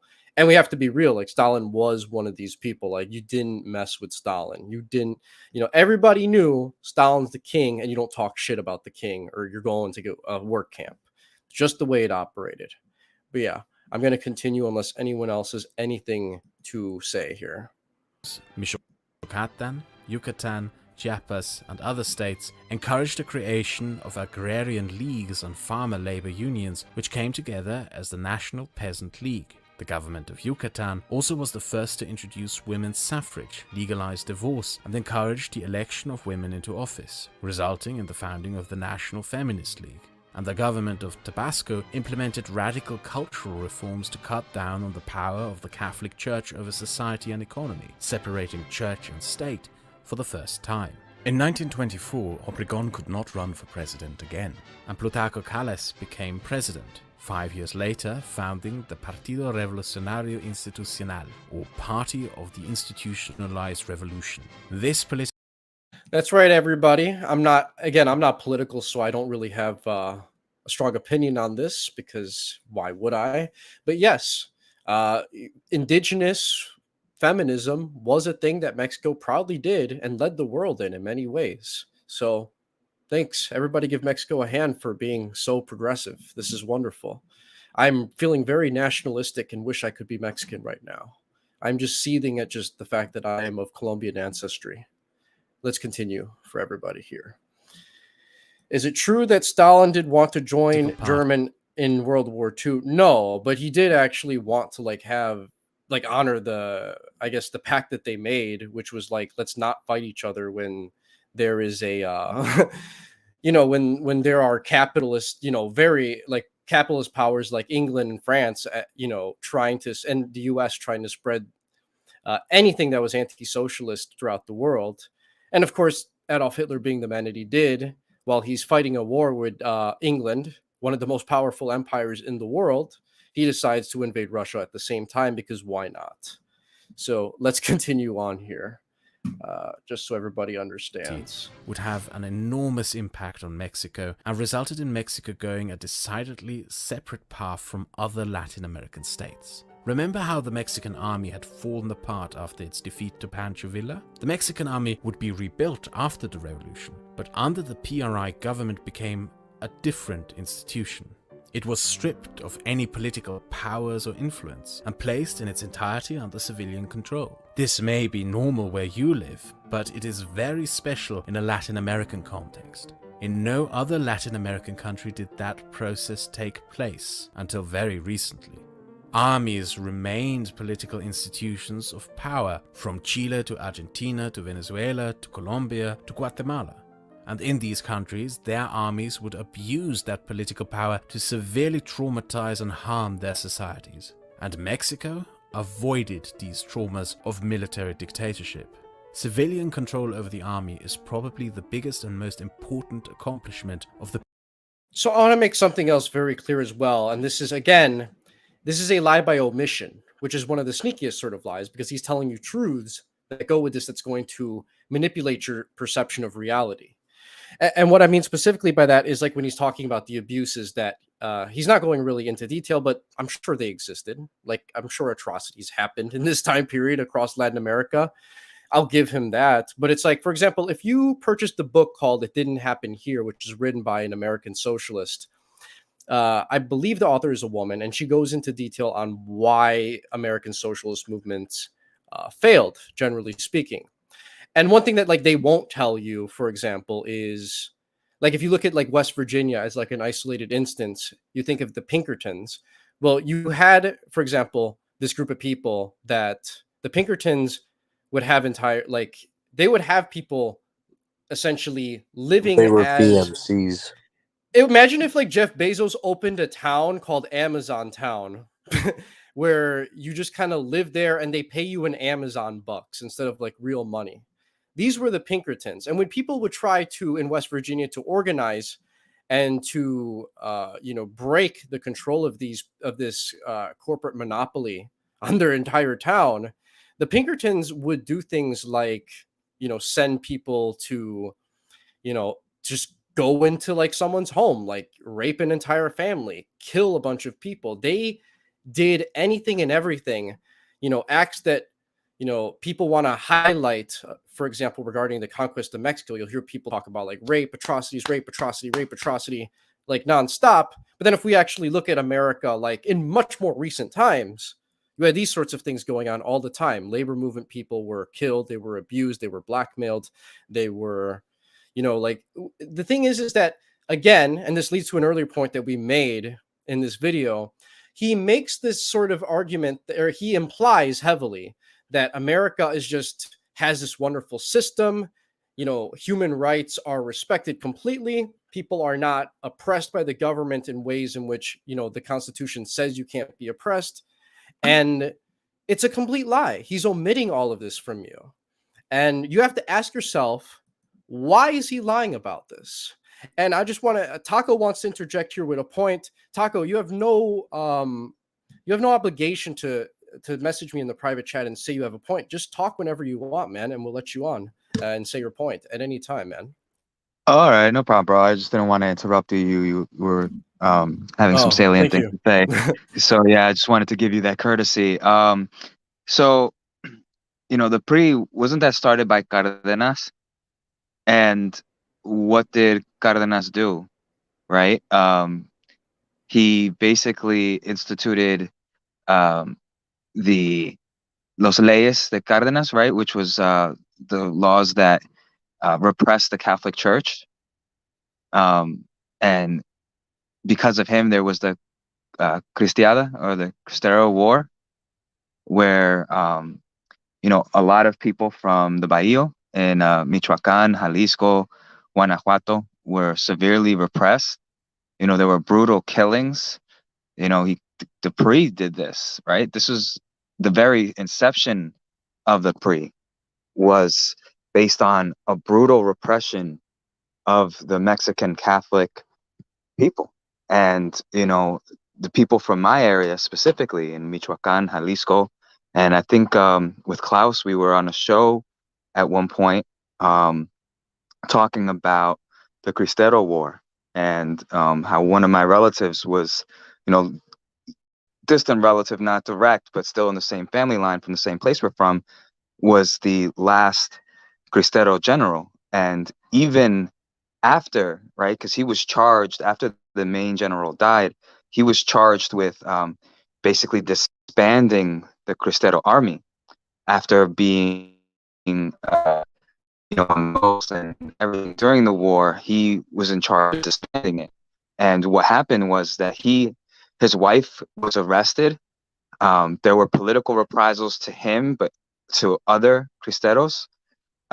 Many of them had to flee, so they lived their life in hiding. He had to live his life in hiding. He wrote a memoir. His name is Jesús Degollado Guizar, and the memoirs Memorias de Jesús Degollado Guizar, el último um, general en jefe de los cristeros. And, this is just complete bullshit, bro. Like, it actually gets me pretty upset because, it's a, by admission, like you said, because even for many years afterwards, even if it wasn't direct uh, military confrontation, like during the Cristero Wars, um, there were many skirmishes where the army came in to, like, put down small peasant rebellions because they were instituting liberal reforms in the school systems for the public schools in Mexico. So, like, this is complete nonsense, dude. So yeah, that's my Yeah, point. and I really appreciate you interjecting like your own personal family history into this, because yeah, it draws the show into an extra dimension that I wouldn't have been able to otherwise, with just, Tercio from Venezuela and Angelo being a Turkish man living in New York City. So I really appreciate that. Yeah, no And problem. Yeah. absolutely, I'm loving this apps a lot, actually. So let's continue on. PRI. Additionally, all these decentralized movements and institutions that had sprung up across the country to advance social progress were united under national umbrella organizations. The intention behind this was to turn the revolution into a state and continue it. A national bank was founded that provided credit for impoverished farm owners to take over the old haciendas and plantations to build massive collectively owned cooperative farms. Nationalizations across the country created national industries. A welfare state was established to provide free healthcare and other services. Education, which had been declared a constitutional right, was made widely available to all for free. All of it was managed by a centralized state under the PRI. Mobile teachers, an enormous program of building schools throughout even the hardest to reach corners of the country. The end of illiteracy, the building of Hold hospitals on. in all Pause that. corners of the country. Yeah, You see what he's talking about, the schools? That's sure, exactly yeah. what I just said. There were a lot of resentments to this, and they were brutally repressed. But are the He fails to reforms mention all of true? that. Like the So industrialization, when the you say, healthcare. hold on, Taco. When you talk about like oppression, I think you're talking about like the schools. Like, can you give like a specific example of what you mean by that for the audience? So basically, the government came in and set up their secular government schools, Right. and lot of the people in the towns didn't want their children to basically go to these schools and learn in these schools. They wanted to send them to Catholic schools. They were run by the Wait, so church still, you're telling me that a right? lot of And people objected to, hold on real quick. You're telling me that people objected a little bit to the idea of like teaching like Yucatan feminism in schools? I just want to make sure I yeah, understand kind this. of like kind of like what's going on now with the gender ideology being taught in schools. So this is like, not as bad, but probably, but it's still the precursor to all of that. Yeah, like these Gotcha. reforms that were set up in schools, the people at the time, they didn't like it. I mean, off the top of my head, I don't know any real specifics, but I know that there were many, maybe like one or two, what they call cristiadas, like small skirmishes that weren't exactly organized like the actual Cristero army was in the 30s, but it went way well on into like the 50s at least. But throughout the 30s and the 40s and the 50s, there were these issues with the schools, with the land reforms, and basically like, the reprisals from people who were fighting in the Cristero Wars, and all this was, the Masonic Mexican government, which was trying to stamp out religion in Mexico, stamp out Catholicism specifically, Right. and they I used mean, the they schools to didn't do that. try to hide it that they did that. I want to ask you No, they though. Just to be a little bit, I just want to try to be as objective as possible here. Uh, do you think, in your opinion, that the goal that was set out in terms of making public education a thing in Mexico, even if it's secular, and trying to increase things like the rate in Mexico, do you feel like this specific goal of like increasing literacy among Mexicans, do you think this was a successful thing that they were able to carry out? Or do you think even in a lot of ways that didn't even work too well? I I'm just mean, Mexico still has a literacy problem in its most poorest regions. Even today, they're still trying to do this, especially with the indigenous population. Like, yeah, thanks. Mexicans can read now, right? Like, for the most part.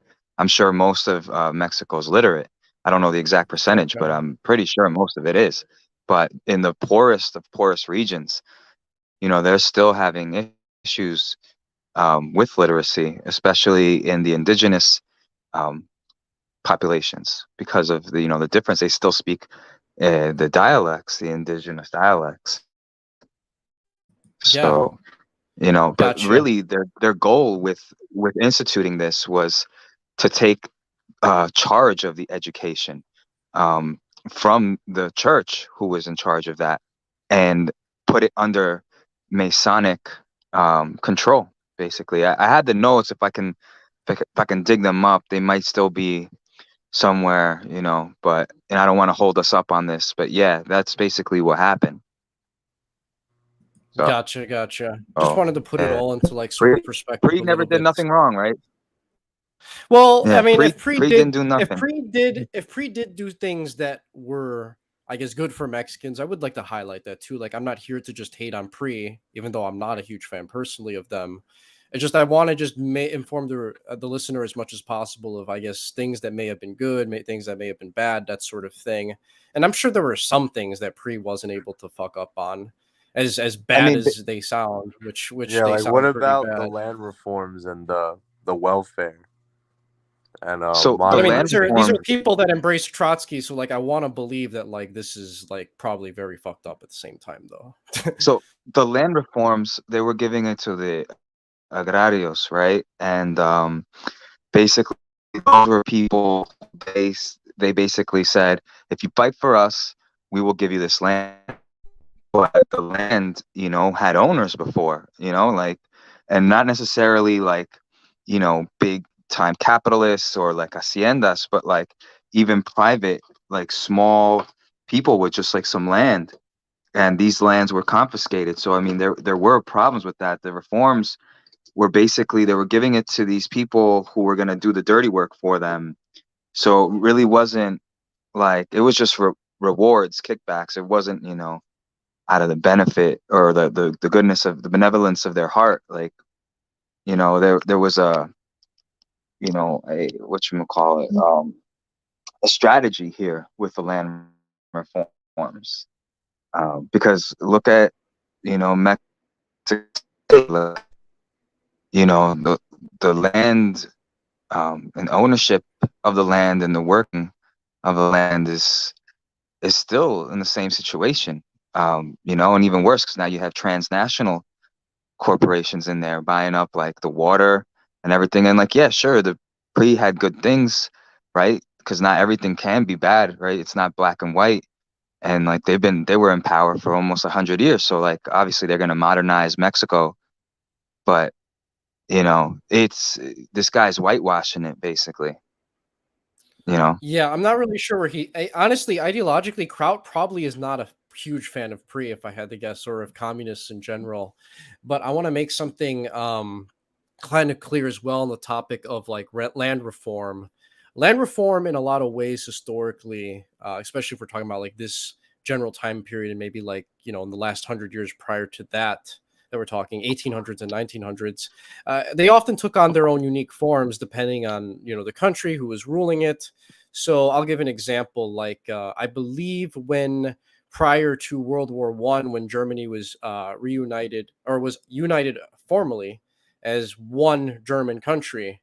Uh, I believe I want to say it was the Kaiser, if memory serves me right.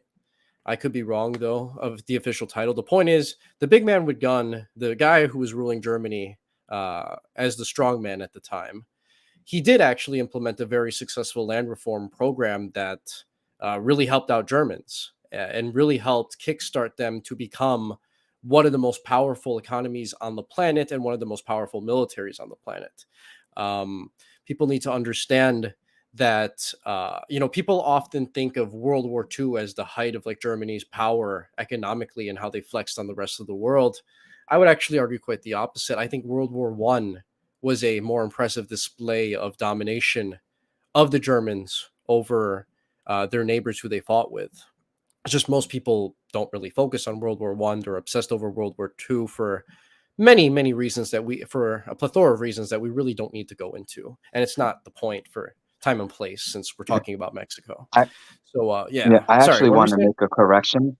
Yeah, I just want to make a Yeah, correction. It was Caius, Plutarco Caius, who started pre, not Cárdenas.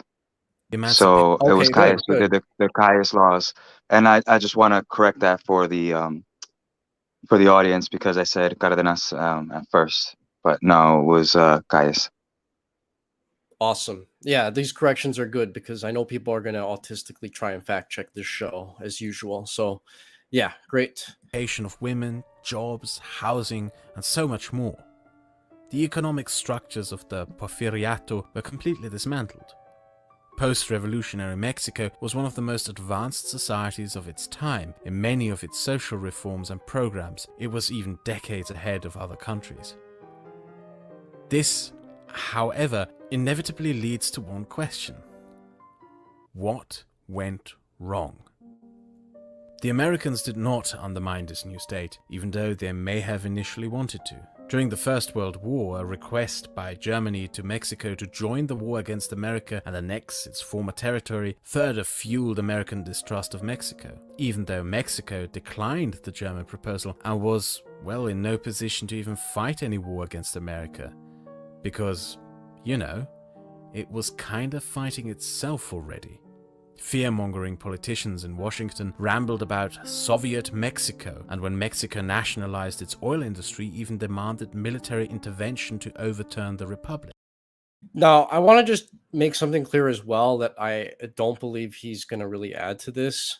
It's like these fears were entirely unfounded. And what I mean by that specifically is like Mexico was a part of the Communist Internationale.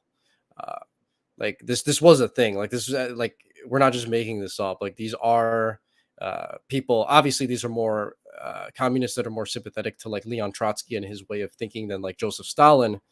But these were people that identified as such, and would join international communist organizations on and I guess act fraternally with them and try to influence other people.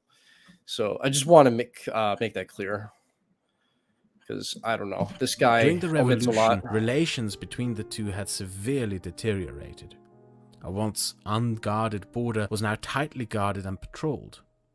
The popular image of Mexico in the American imagination changed drastically. Mexicans started to be depicted and seen as devious gangsters, bandits, and dangerous political radicals. But over time, the Americans came to terms with their neighbors. By the 1930s, American politicians even advocated for copying some Mexican educational reforms. The Porfiriato may have also been dead, but let us ask this. How much different truly was this new republic? The new Mexico was a state controlled by a centralized government which had enormous control over the economy. The PRI and its institutions came to dominate many aspects of people's lives. If you wanted a farm job, you had to be part of the Farm Laborers Union. Wanted a job in the judiciary, might be best to be a party member. Jobs and prospects with engineering, mining, and many other sectors became also a tightly controlled domain of an enormous state apparatus controlled by the PRI. Mexico became a one-party state. Political upheaval and pluralism got choked out by that state apparatus, not through force, not through censorship, oppression, or brutality, but through institutions, through bureaucracy. The PRI created a system in which political participation was meant to be conducted through the institutions of the PRI. So this kind of goes back to like what we were talking about earlier with like formalized forms of corruption versus informal. And this is like a perfect example of what I mean. So America, generally speaking, the United States gives you the two-party system where you have two neoliberal candidates that agree on everything that essentially matters, that's important, and they differ on little pointless issues that gets people fanatically hateful of one another, their own family and friends, neighbors, etc. And this is a thing that they like to do. They enjoy the polarization. I think one can actually make the argument that a one party state is actually going to make it's going to lead to less sort of like fracturing among the actual people themselves, because well, everyone's got to be a part of the party if they want to actually make a difference in the world that they live in. And it's like, I'm not saying that this isn't corruption. It absolutely is, especially if they're advertising themselves as like a democracy or republic. But at the same time, at least they're being a little bit honest, is what I'm saying. At least it's like, this is the party, this is our main agenda.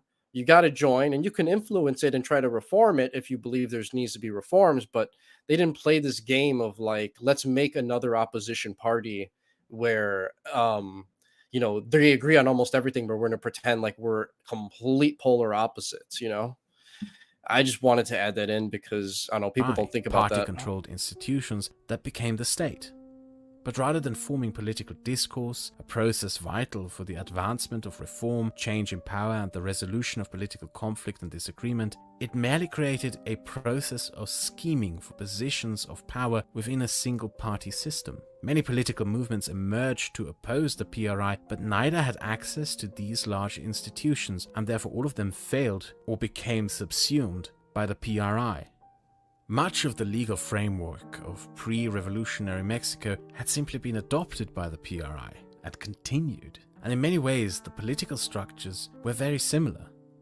There were no more sugar barons and enormous plantation owners like in the Porfiriato, but you had a lot of bureaucrats who controlled large economic and social institutions. Your ability to do business in Mexico was no longer dependent upon the approval of a sugar baron like in the Porfiriato, but it was still dependent on the approval of a state bureaucrat. Your ability to engage in politics was no longer dependent on the approval of a caudillo, like under the Porfiriato, but it now was dependent on the approval of the PRI. If you were a Mexican farmer during the 1920s, your life was probably better than that of an American farmer. Throughout the 1920s, the economy of small farmers in the United States collapsed. Many of them migrated into California. The small farms were bought up by corporate farms, who brought in their tractors and mechanized agriculture to transform American agriculture into a billion-dollar mass production industry. During that time, John Steinbeck described the new mechanized American farm laborer in that book you should have read in high school if you are American, but let's be honest, you probably didn't read it. So this book was not a part of my curriculum when I grew up in high school. It wasn't like a book that nobody knew about, but like, I don't know, just didn't end up in any of my curriculum. Just want to make that clear. He loved the land no more than the bank loved the land. He could admire the tractor, its machined surfaces, its surge of power, the roar of detonating cylinders, but it was not his tractor. Behind the tractor rolled the shining discs, cutting the earth with blades, not plowing, but surgery, pushing the cut earth to the right, where the second row cut it and pushed it to the left, slicing blades shining, polished by the cut earth. And pulled behind the discs, the harrows combing with iron teeth, so that the little clods broke up and the earth lay smooth. But behind the harrows, the long cedars, 12 curved iron peens erected in foundry, orgasms set by gears, raping methodically, raping without passion. Interesting choice of words there.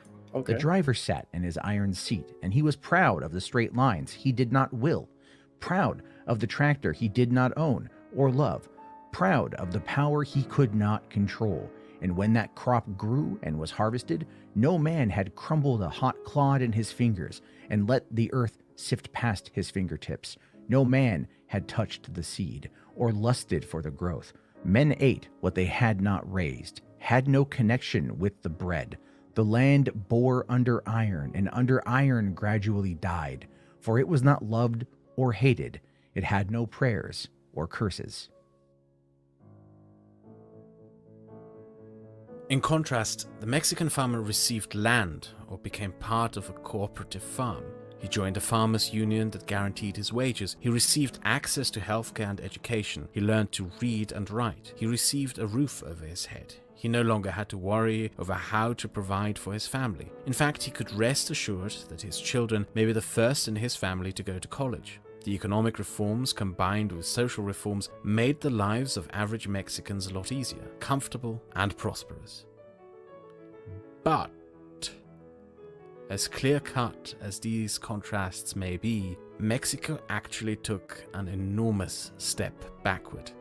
Creative destruction is an economic concept described by the Austrian economist Josef Schumpeter. It describes the process by which capital and the means of production are continually destroyed by creative forces of capital to create new capital and new means of production.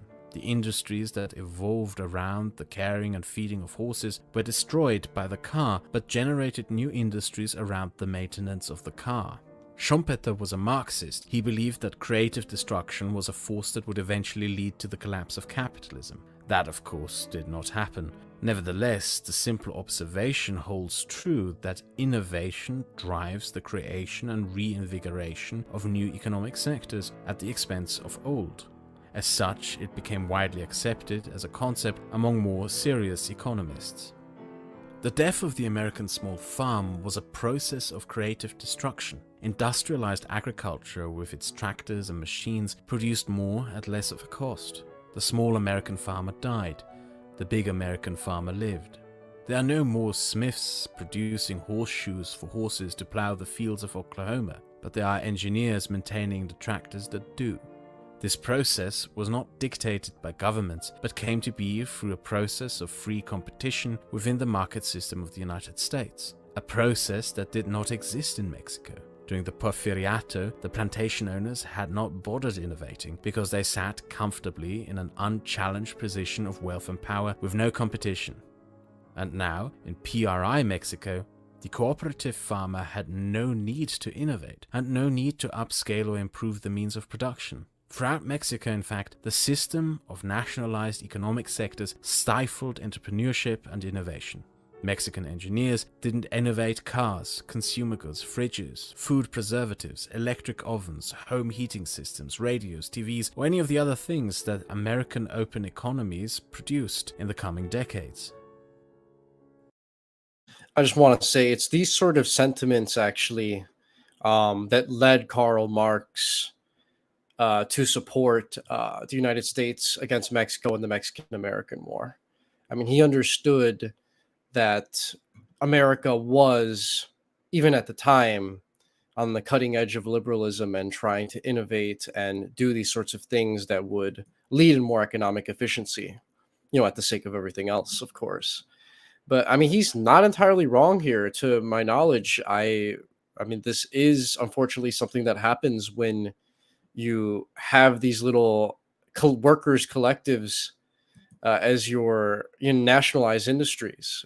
It is going to stifle innovation in a lot of ways. It is going to stifle people from working as hard as they possibly can, because it's like, well, there is no competition, generally speaking. And if you don't have competition, like, you're going to have problems. And I think, as I alluded to prior, Xi Jinping made a lot of reforms in China as a way to still keep a lot of the core aspects of the socialist revolution alive in China, but at the same time to modernize it in a way that actually made applicable sense as a way to make China a world superpower and not a joke that is just constantly getting destroyed by its neighbors. So I'll give him credit there where credit's due. I'm not this kind of person that's not It going to produced disagree. raw materials and foodstuffs for foreign and domestic markets, just as the Porfiriato had. And by the 1940s, the system of governance established started to show what would become one of its biggest weaknesses, and ultimately cause its demise. Smaller private hacienda owners started receiving ever-increasing grants. American corporations received land grants. Land redistribution to small farmers dropped by 50% in 1943.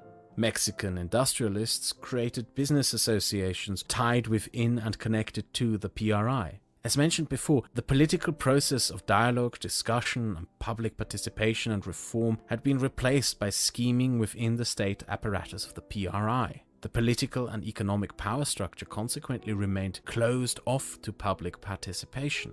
Where once there were mining oligarchs with political power, there now were bureaucrats in a national oil industry with political power. Where once there were industrial monopolists, there now was a state business federation.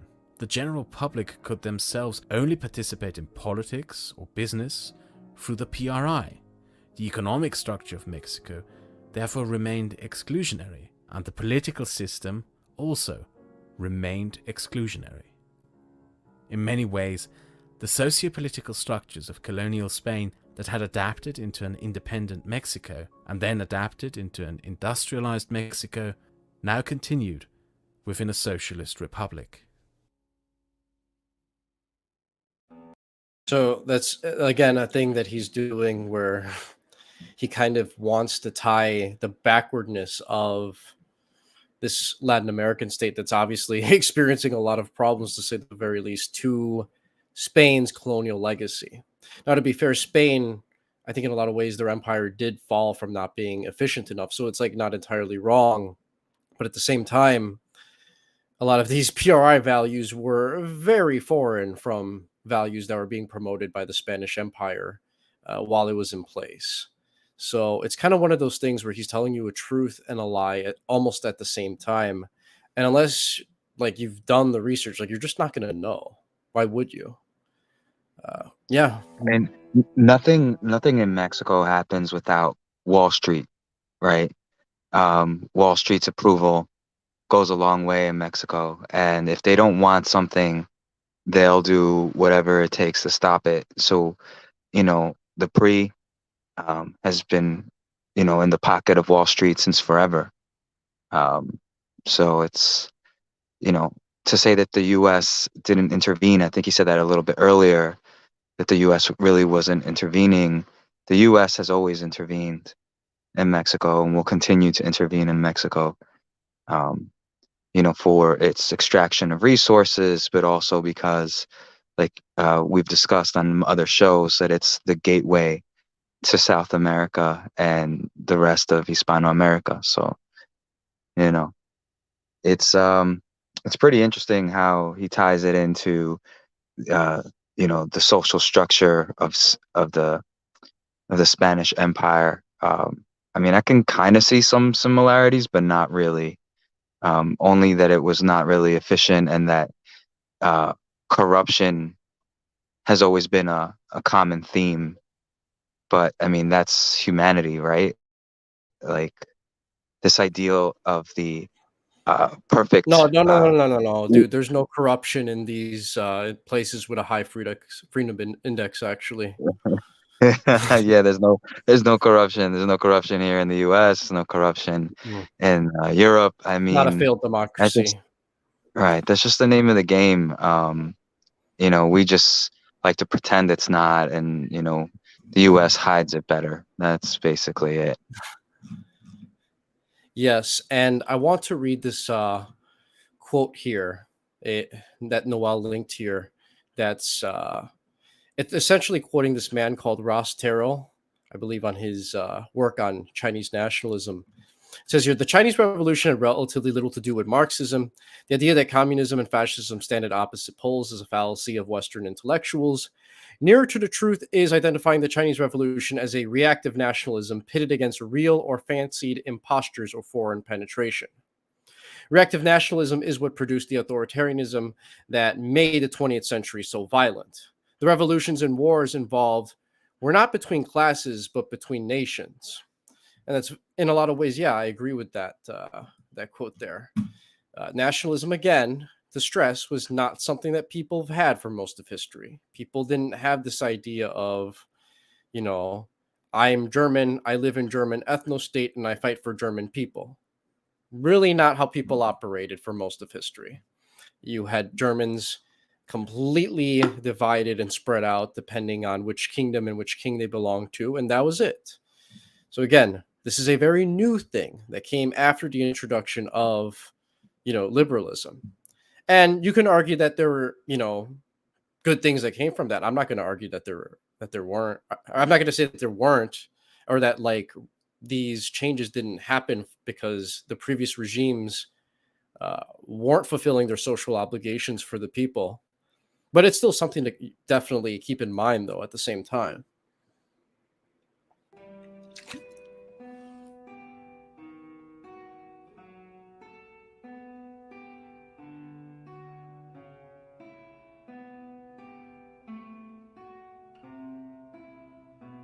In 1947, the Mexican economist Daniel Cosio Villegas wrote and published a scathing attack against the Mexican state. In his words, the revolution had exterminated an entire generation of men and entire groups and institutions.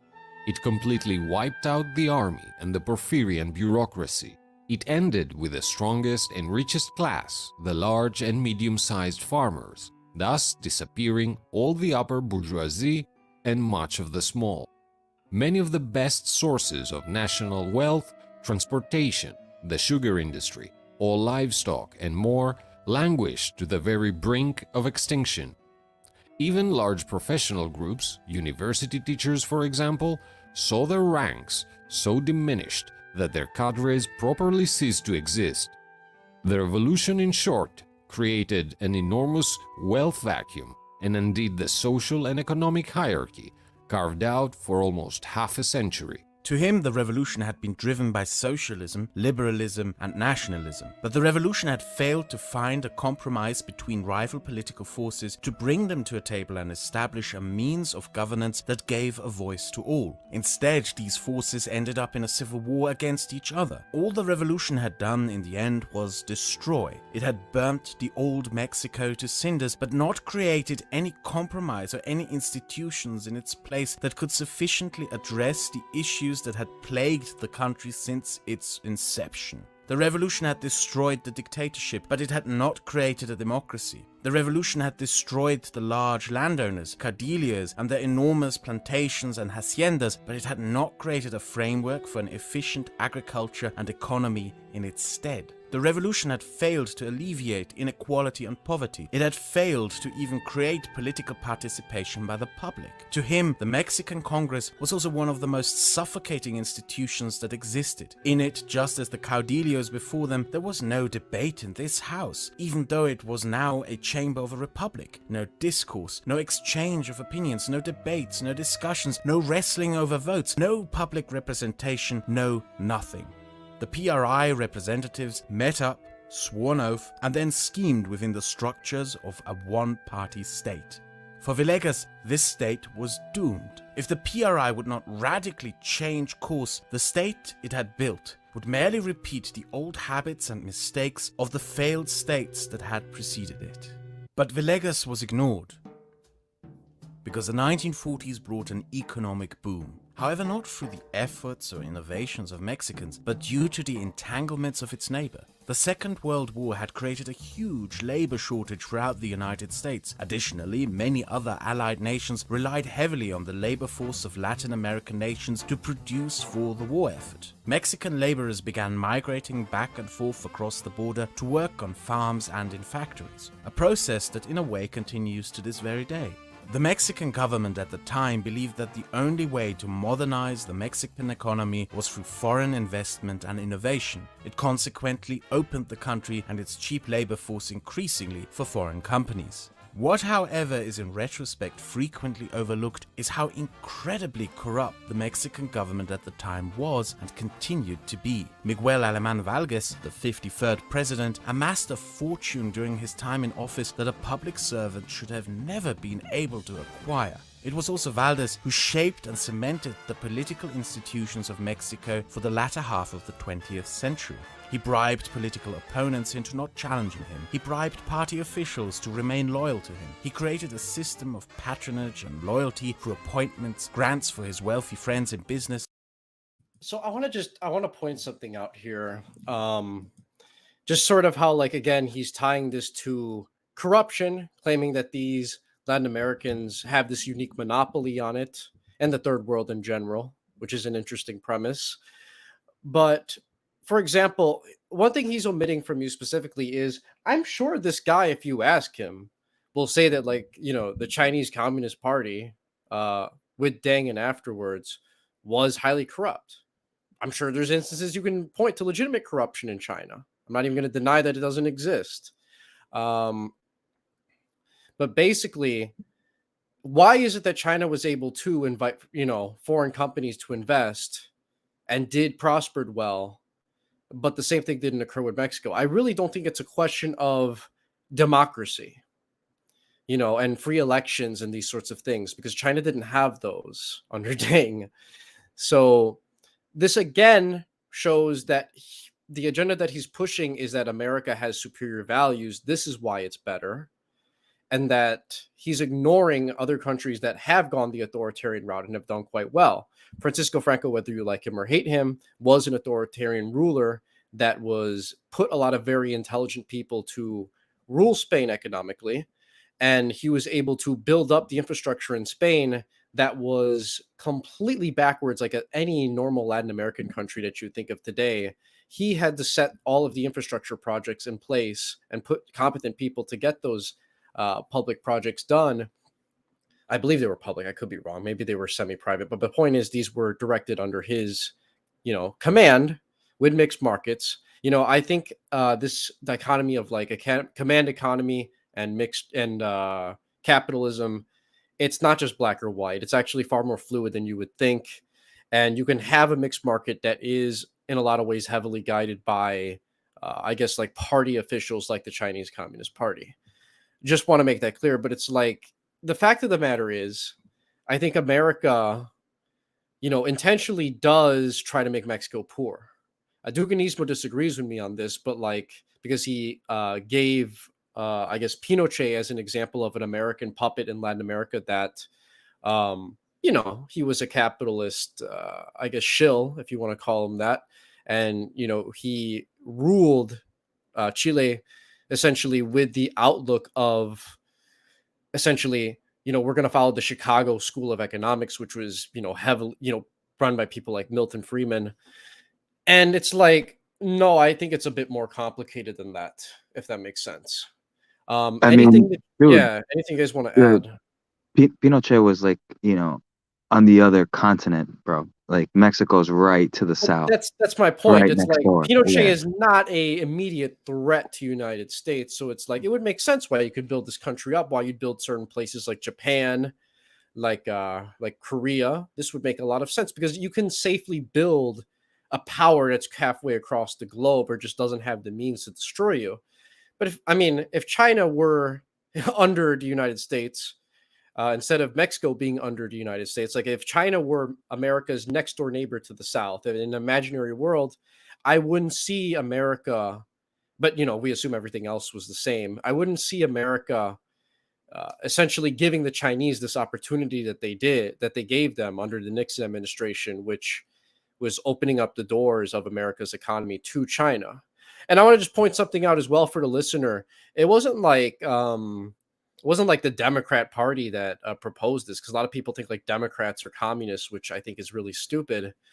No, this was actually an initiative done by Richard Nixon, who was a president that also created affirmative action in the United States, set that into law. He set a lot of those into law. And he actually put in Medicare as a policy as well, which didn't exist prior to him. And he also made it to where like it was mandatory to have like auto insurance under his rule as well. And for those of you who don't know, Medicare is a system utilized today. It's primarily like subsidized healthcare for elderly people, heavily subsidized, just so that elderly people aren't going without the treatments that they need and everything. There's a lot of arguments that you could make for and against it if you care about American politics, but yeah, it's important to also keep all of this in mind, that Republicans and Democrats were not the exact same as they are today. Both parties started out very differently from their inception, and have evolved in very unique ways to this day. When people claim that like the parties just flipped and the Republicans went from the anti-racist to the racists, it's just not. This is not good history being taught to you. There was a time period where it was very normal for Republicans to be very radical in terms of like wanting to emancipate the slaves and things like that. I'm not going to deny that. But then, they transitioned to a point where they would embrace open racism as well. And it's just that sort of thing. And the Democrats had their internal beef as well that occurred, in which you had certain elements of, I guess, the Democrat white society, maybe like in the North, that was more in favor of passing more social reforms that would give more common sense rights to Black Americans that they didn't have prior. But then there were Dixiecrats to the South that were like, well, we are about things like economic reform, even from like a what some people would think would be a socialist perspective, but they wouldn't call it that in nature. Like, but they would still be like super racist. So, like, a quick example I can give of this is, for example, when George Wallace, who was a Dixiecrat but eventually ran independently for president, whenever he did this, and he actually was very successful. I think he won most of the South as a third party in that presidential election that he did well in.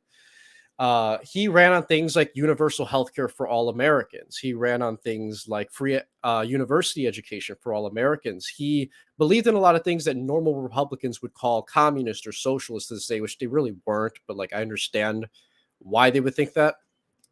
And this was a man that was openly a segregationist as well at the very same time. So it kind of shows that, like, yes, there were a lot of segregationists that were like, very anti-communist, and that was normal for them to be. But at the same time, a lot of them held values that, wouldn't sound that very different economically from someone like a social democrat like Bernie Sanders. But, Richard Nixon was intelligent and was able to essentially use the Southern strategy, which was a way of embracing low-key racism as a way to take support away from these people that were becoming a huge threat in the South, because you had these sort of like racist progressives economically. And the Republican Party, and then when Reagan came in, this is when it was accelerated times 10, where people start to associate racism with, and anti-Black racism specifically, with capitalism and free markets and deregulation. Prior to that, Richard Nixon, again, was someone that was very open to things that people would consider progressive. Like, Republicans nowadays hate Medicare, and we'll talk about why Medicare is bad and why we shouldn't have publicly funded healthcare. Wasn't always the case, though, with a lot of these people.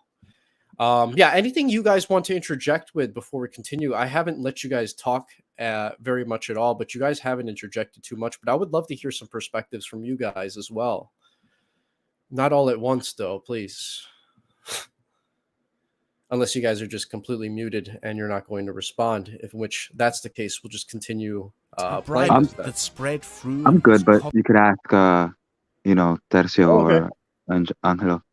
Oh, wonderful. I mean, yeah, I've given them the opportunity, but I don't think they have anything so far. So we'll just continue on then. No big deal. Out many institutions of the state and economy. Government corruption in any way, shape and form is always poison to any state or economy. If you have to pay bribes to remain in business, it creates an unfair system of advantage that renders the wider economy uncompetitive and stifles. See, and this is the sort of thing. It's like, I can give a specific example. Like, Goldman Sachs is one of the biggest donors to both parties. It's an international banking cartel. And they bribe. They spend billions of dollars every year on U.S. politicians, whether it be president, whether it be Congress. It doesn't matter. In fact, a lot of these oligarchs even try to influence judicial elections locally as well. George Soros is notorious for this, actually, in the United States.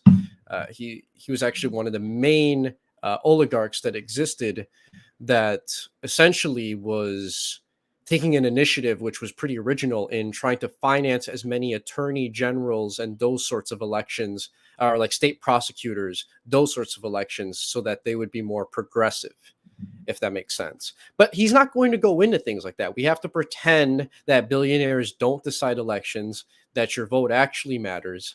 And that's not the reality of people that live in the United States. You can go vote, go ahead and vote all you want, but you're not going to get any meaningful change, especially if you're someone that claims to be a socialist or a libertarian. You're never going to get what you want. You're going to get neoliberalism either way. And I want to emphasize that, especially for anyone in this audience that is dumb enough to like Ron DeSantis and thinks that he's actually going to be good for, I guess, people in the United States. I don't know why you would think that. He's going to just run business as usual. It might be a better economy than Joe Biden, because this is atrocious right now with the fucking gas prices and inflation. I'll give you guys credit on that, but it's like nothing's going to fundamentally change, even if the American economy gets better for everybody in like a way that is just undeniable right now. People know the economy sucks here. But yeah, let's continue on then. Innovation. Small businesses start dying off and are eventually barely even started up.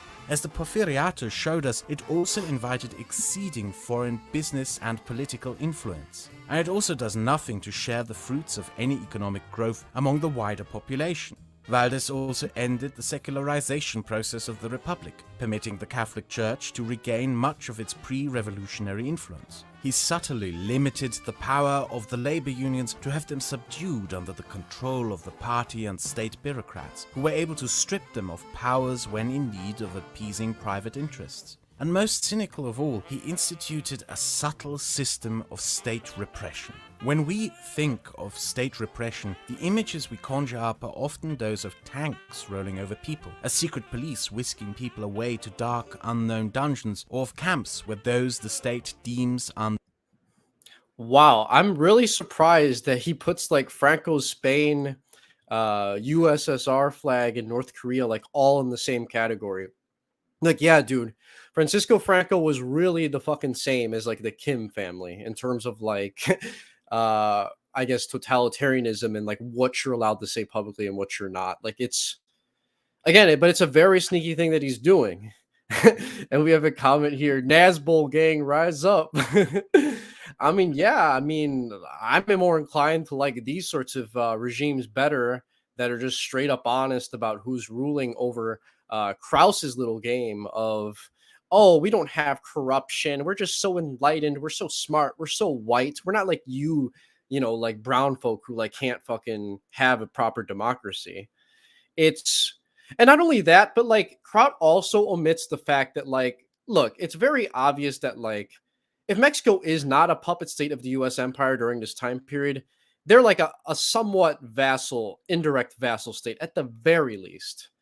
And if Mexico and the rest of Latin America, generally speaking, is a part of the American empire and is essentially being ruled by the United States or being at least pushed in a certain direction by the United States, you know, using indirect threats of like coups and things like that. And there's been tons of fucking coups in Latin America if they went a direction that the United States didn't like. It's like we're going to pretend that this is like something that is the result of like failed democracy, or is this the result of like America pushing these people in a certain direction? So like when Guatemalans, for example, when they elected a socialist leader in the 1950s, I want to say Che Guevara was there during this. What happened? Well, they did a straight up coup of this leader and just put in a new person in charge. And this would lead to actually the coinage of the term banana republic, where it's just a very naked, I guess, just a corruption situation that occurred.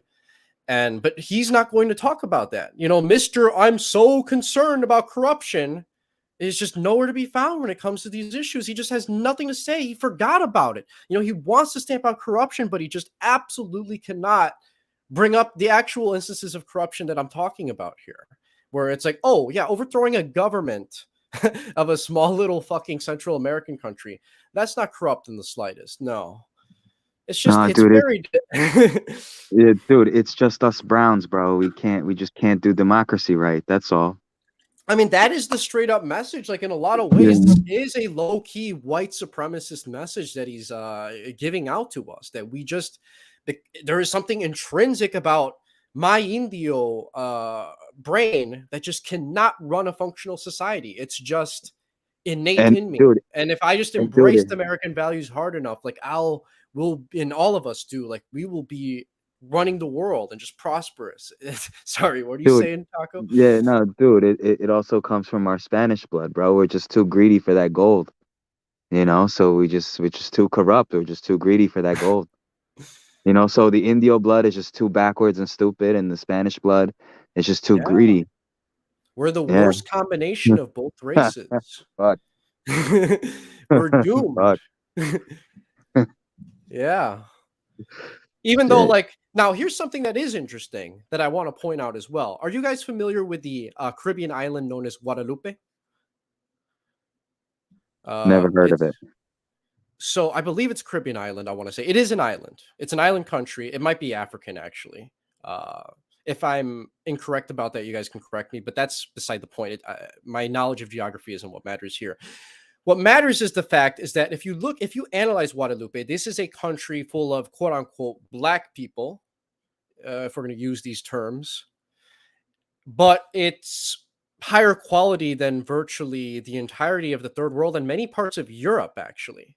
Duganismo's actually talked about this with me privately to great length, but they have very long life expectations that exceed, European democracies. They have uh, very high standards of living. Why? Because this is a direct. Oh shit, it's the French Caribbean. So Noel's correcting me here. It's pronounced Guadeloupe. Sorry about that. I didn't know. So thank you for that correction. But I just want to make it clear. The thing is, whether you like or hate France, France as an empire has this idea in their head that, if you're going to have places that are officially a part of France, that they need to have French-like living standards. And that's what I'm talking about. America has the option to do that. America could rule over Latin America and make this place develop it in a real way. And they even have with like Chile under Pinochet. Like Pinochet again, he was horrible economically in a lot of ways in terms of like he was an American puppet, but he provided much needed stability for people. He got rid of the democracy cancer, which created a lot of internal strife in Chile. And he used his authoritarianism to destroy organized crime in Chile. And we have to be honest, this is the reason why Chile has a degree of prosperity that the rest of Latin America doesn't.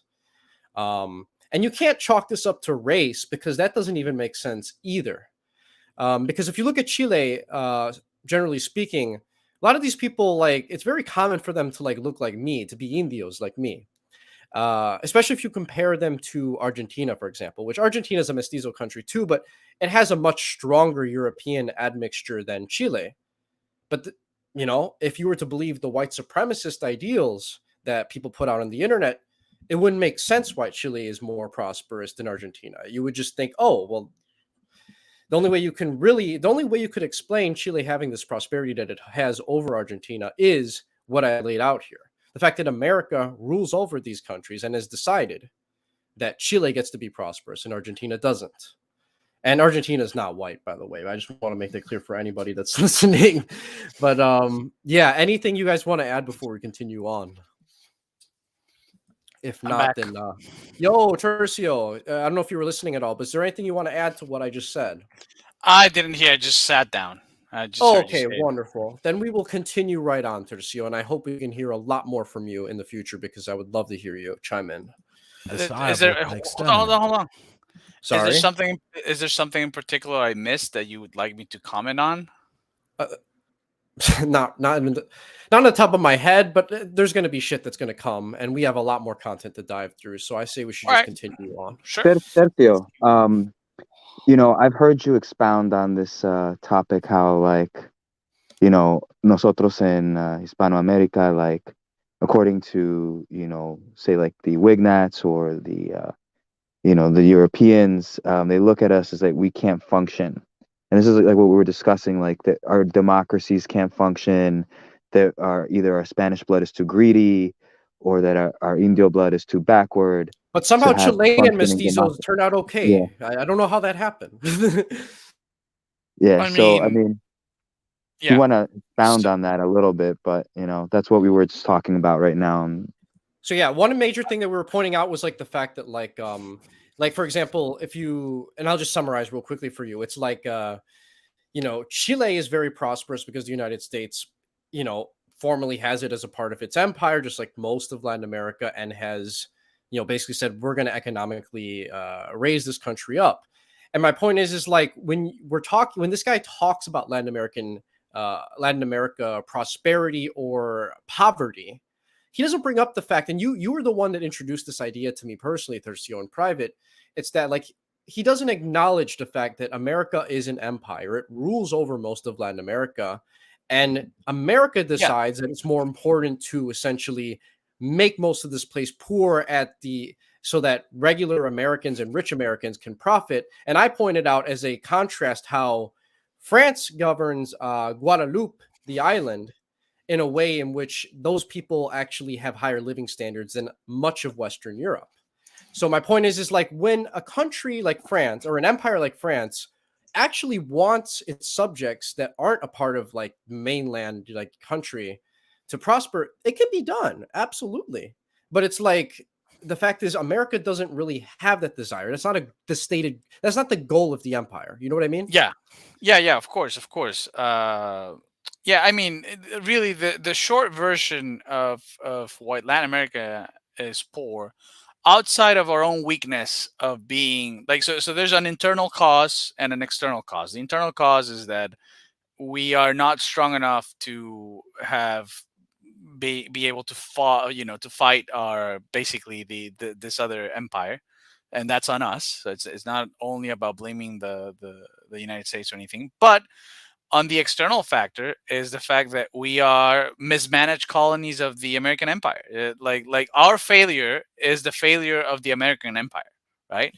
Now, to uh, be fair, we do have, on some level, I want to just say, there is a failure on our end to not properly sure. resist that empire, and That's countries right. like Nicaragua have actually done it in a somewhat successful way, and I want to just make that very clear as Yes, well. that is something. Of course, like you blamed yourself first. Like we have not been strong enough to propose to come up with a effective opposition to what has been happening. So in that sense, the enemy, our oppressors, whatever, have been smarter than us and have been able to better use their own tools, and we haven't been able to properly respond.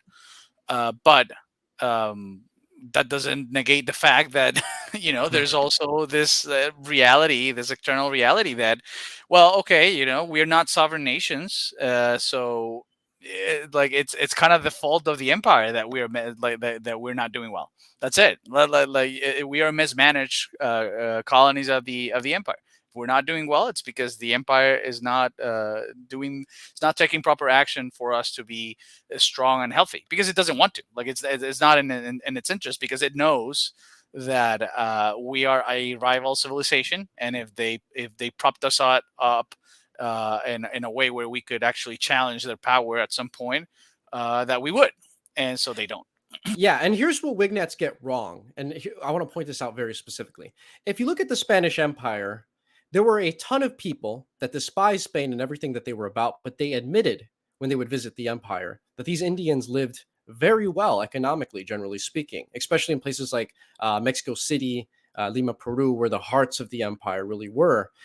And the thing is, if you look at census wise or racially demographically speaking, if you're like a Wignat at the Spanish Empire, the majority of people were not mestizos, they were straight up Indians. So you have to ask yourself if race is what influences directly, if that's the biggest factor that influences prosperity or not, why was Latin America doing better when it was majority Indian than it is now, when it's much more Europeanized in blood, if that makes sense, after the republics, especially places like Argentina? And it's like you can't just use racial deductionism to explain this away, or it's just not going to make sense. And anything you guys want to add to that before I read this comment here and expand on what he's asking here? I got something. I don't know but I don't want to interrupt anybody, or if Okay. somebody.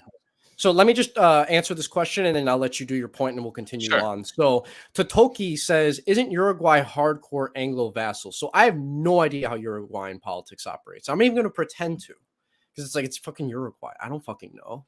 But at the same time, I'll say this: Duganismo has told me and it's giving me specific examples of Argentina specifically has a very unique history with Britain compared to the rest of Latin America. And this is something that a lot of people don't actually understand. Charles Darwin, I believe, actually spent some time in Argentina. And here's another thing as well. When it comes to the formation of the country of Argentina, it's actually the most like the US in terms of like similarities that occurred. And by similarities, I mean, for example, like the treatment of the Indians. Uh, a lot of these Indians were just straight up slaughtered in a very similar style in which the Americans did to their Indians. I'm not going to deny that, and we have to be real about it. It's just, it is what it is. That's our history. And people like Charles Darwin actually visited Argentina when this was taking place and wrote about like how horrific this was to watch. And it's like, yeah, I don't know to the fullest extent, like, Argentina and Uruguay, whether like to what extent they were influenced by Britain, but it's definitely more than usual. Anything you guys want to add to that before we continue, though? Because I feel like Tercio might have a better perspective of this since he's actually from South America and grew up there.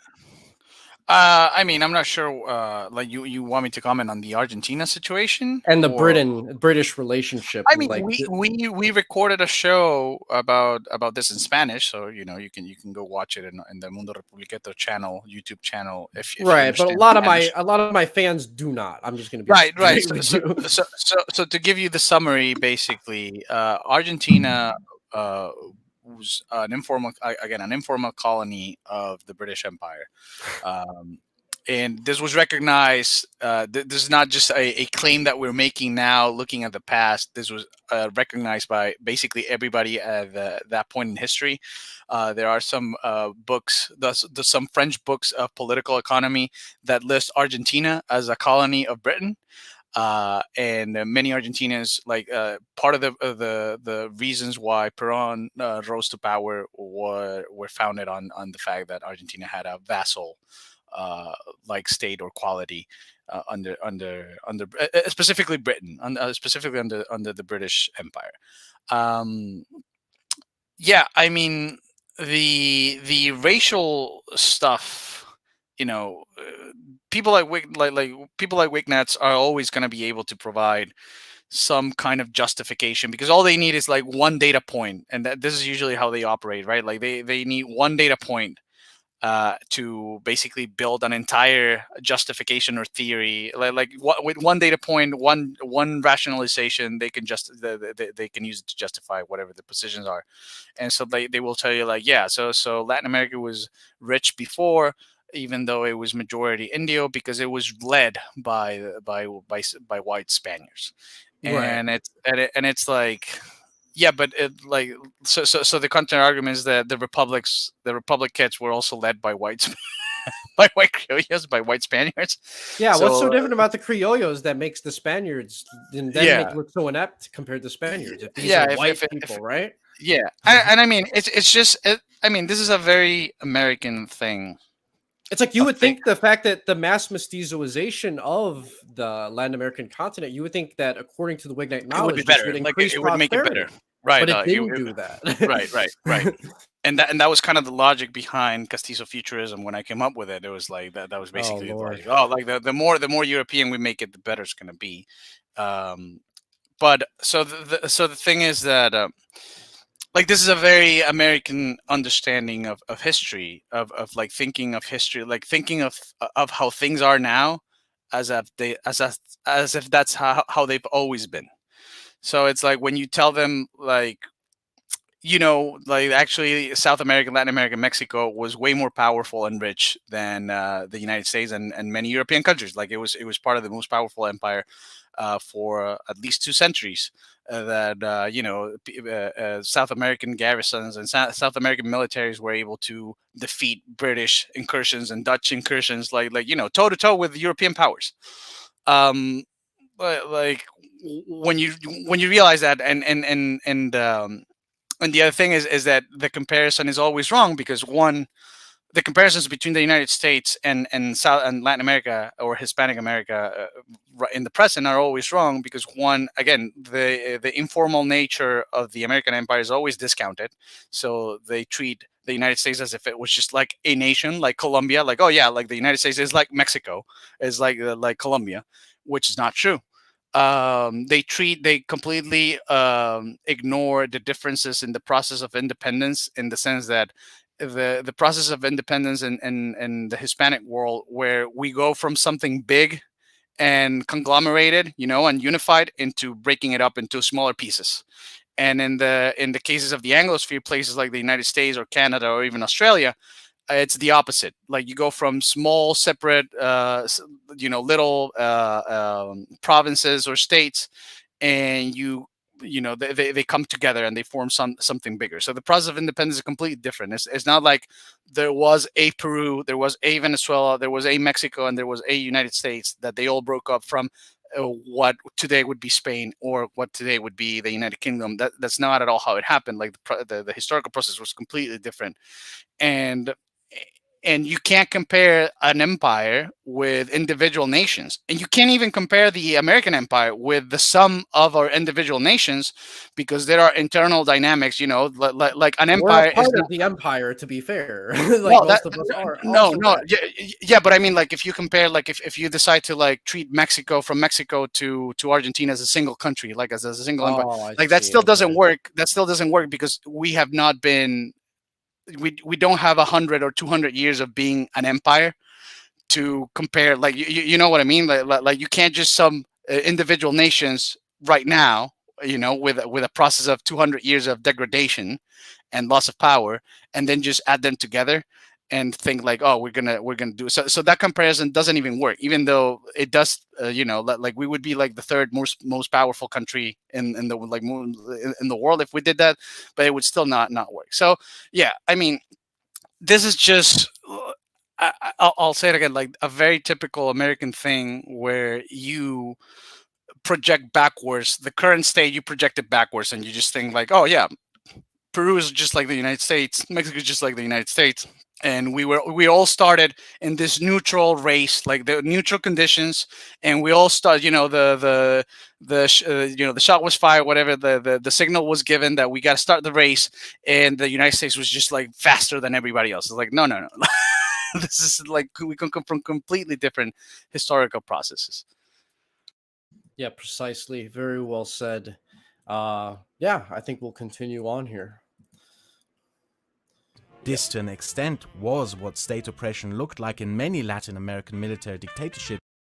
Nazbol gang. I mean, I wouldn't call Pinochet Nazbol, but yeah, I mean, this is just funny for the memes, even though, again, they had prosperity under Pinochet relatively, compared to the rest of Latin America, because when you cut the bullshit democracy stuff out, you often get very good results. And being subsidized by America also helps quite a bit too.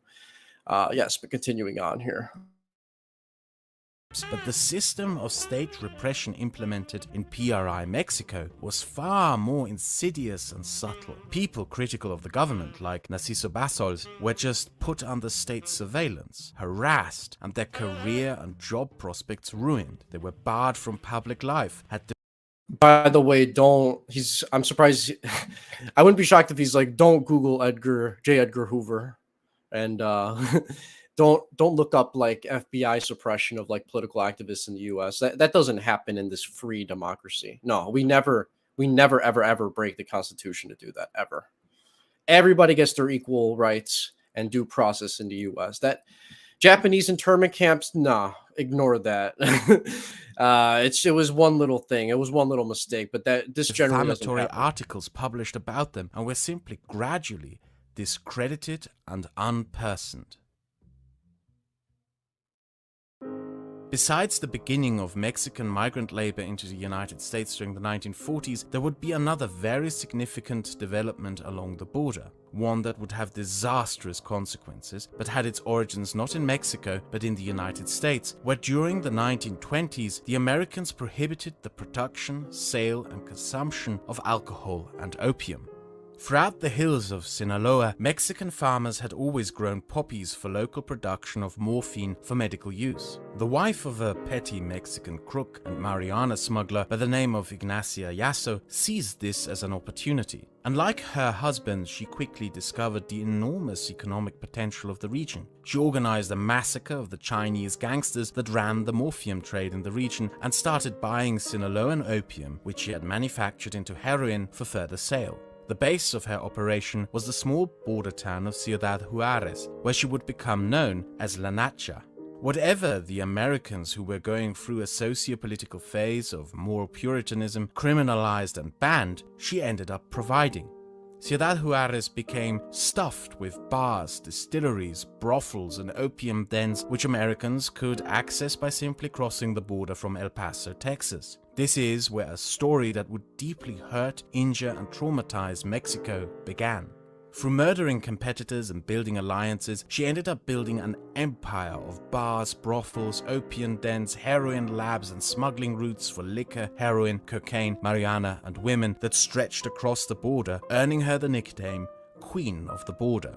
In 1930, business exploded when she bribed and murdered her way into becoming the main supplier of marijuana for Americans, and by the 1940s, the main supplier of hemp for rope production to the United States Armed Forces. She cemented her power by another means that would end up becoming a local practice. She simply bribed Mexican government officials to ignore her criminal network. Her network wouldn't end until American pressure forced her arrest after the Second World War, and after that, she became largely forgotten. She doesn't even have her own Wikipedia entry, and many don't even know that the first of the notorious Mexican drug cartels was founded by a woman. Her organization would divide up into the cartels of Juarez, Sonora, and Sinaloa. Dude, the Anglos never did that. I want to think, hold on. I just want to really thank In Mexico China. for really innovating in ways that really matter. My heart really makes me desire to be a Mexican nationalist now, and I disavow Colombia completely at this point. I recognize that I'm not a true mestizo and that we can't be perfect like the Mexicans. So thank you, Kraus, for explaining this wonderful innovation that Mexico provided for the rest of the world. I'm loving it, honestly. Wow, like who wouldn't love all of these aspects of Mexico? Like, yeah, Mexico's the best, man. Yeah, we totally invented opium wars. Yeah, no, but at the same time, you did have that girl boss leader, though, so that's wonderful. I'm really glad that Mexico has led the world in this sort of The thing. way that northern Mexican society had been structured furthered this socio-economic development. Since the days of the first Spanish communities of settlers, the North had been tough to govern and to assert the authority of the state over. These communities of majority white Hispanics became self-sufficient, autonomous, and independent, with governance mostly being local and organized around the wealthiest member of the community, the patron. When you boil everything down to basics, a criminal organization is an out-of-state and non-state actor, an entity of its own norms and customs outside of the society of law that can exist either in competition, leeching off, or in cooperation with state entities. It is therefore not surprising that when the illegal drug trade emerged at the beginning of the 20th century with the criminalization of narcotics, that it was out-of-state and non-state entities that took over that market. From the tribes of northern Burma, to the hill people of Afghanistan, to the goons and gangs that had controlled Italian cities, to the semi-autonomous patrons who had power over the hard-to-reach and neglected parts of Colombia and Mexico. Being a stateless entity doesn't make you a narco-trafficker. However, having the convenience of the location and economic structure does. Borders are, when you boil it down, mostly not natural things. Only a few countries have natural borders. Most borders represent the limitations of a social construct, namely the economy of scale, the extent to which a society and its institutions can reach and exert its authority. This means that cross-border interaction, be it in form of commerce, to culture, to marriages, will always and have always been a thing. Show me a border and I will show you a population overlap. Walk through. I was gonna say he is actually correct when it comes to this specifically that he's talking about. Like the border, like if we use Europe as an example, like those borders have been redrawn millions of times. I mean, not millions figuratively, but it's like it's happened a lot. And yeah, there's a ton of people that live in these quote unquote ethno states that are not of, the majority population ethnically by blood, but culturally they pretty much are. Um, there's a lot of people in northern Spain, way more than you think, that have French last names and but act like normal Spaniards. And the opposite also serves true. Uh, this idea that like you leave your border and everyone is different is when your brain is like just on liberalism. And what I really love about this is we can see this sort of really dumb thinking when we see Mexican nationalists talk about how they are absolutely nothing like Hondurans, how they have nothing in common whatsoever, and how like people from Guatemala and Nicaragua, nothing at all, completely different people. There's nothing that these people have in common. And this is when you hear someone making these sentiments, understand, I would just close your mouth, nod, and just kind of walk away, because you're dealing with someone that is legitimately very stupid and doesn't have any sort of civilizational knowledge in the slightest. If you're going to pretend like people from Honduras and Guatemala have very little in common with Mexicans, especially people in the border of Mexico and like Guatemala, like you're just dumb. Like, I don't know what to tell you. Like your brain, like you are liberal just because you do the Mexican fascism thing and you read Mishima and you read all of these things, and like it doesn't mean you're thinking in a non-liberal way. You absolutely are. There is, but like a lot of you people think that if you support esoteric Mexican fascism, that all of a sudden you're really rebelling against the forces that be. Like, I don't know what to tell you. I can't help you. You're not a very intelligent person. You have no intuition mentally in the slightest. And if you're that kind of person that thinks that way, I'd advise you to just click on something else and watch a different video, because my content isn't meant for you. It's meant for people that actually have two brain cells to rub together. So that's my message to Mexican nationalists or any other sort of Latin American nationalists who have this idea that they need to preserve the purity of like the Honduran race or some shit like that. Like, it's so fucking stupid. And it doesn't become any less stupid just because you're brown and you happen to be copying these wignats. It's just, in fact, not only is it dumb, it's even dumber. Like, I can make a coherent argument as to why Germans could describe themselves as the master race much better than like a Mexican or Honduran ever could. Obviously, I don't believe that, but it's like if you really want to go down this logical tunnel, like you don't win in any situation. But anyone want to add to this before we continue? No, you are absolutely right. They have a post-liberal or liberal understanding of history, and how things are. It's liberalism that takes the individualism of liberalism and just applies it to nation states, and that's it. And on That's the what it is. inverse, I want to make this also clear as well, because communists, because I know I have patriotic socialists and communists that watch my content as well, and I'm targeting you too for being stupid. I'm not going to just shit on the brown fascists. I want to also make this clear as well that how do I put it? It's like fuck, I lost my train of thought. What was I just saying, Tercio? I really apologize. I hate when this happens. I was going pretty well for almost 3 hours. I don't know what you were gonna say. No, but like prior to that, though. Oh, you were just like you were just saying that it doesn't matter. Oh, how... yes. I know what I was saying real quick. Yeah. So, like a lot of socialists, especially when they live in the West, they have this idea that because they believe in this imaginary economic system that primarily only exists in their head, unless they're like Dangus, in which that's actually makes sense economically, but a lot of times they're not. When they have this imaginary system that only exists in their head, like, you're not anti-liberal, you're not illiberal just because you play this fantasy game, but socially, in terms of social values and culture, you're exactly the same as any other run-of-the-mill Democrat or Republican voter. So it's like people that are these brown communists, these brown fascists, they have this idea that because they construct this worldview that that opposes capitalism in their heads, that like all of a sudden they're this threat to the system, and that like this is something that people are going to worry about. It's like, no, you're not. You are a standard liberal like anyone else. And like actual communists in China, laugh at you for being stupid, and rightfully so. Like that's what I want to say. Anything you guys want to comment regarding that, though? Oh yeah, communism is not progressivism and social values. Like not at all. Well, like Even Nicaraguans laugh at you, honestly, if yeah. you're one of these people. No, or we even have the issue with it seems Venezuela. Oh yeah, of course. And like, what's funny, there's a lot of Colombians that have this idea because Colombia is a hyper liberal fucking country, just by the nature of how Yeah. South American politics has always operated. A lot of Colombians will have this idea that we're nothing alike with Venezuela. Absolutely not.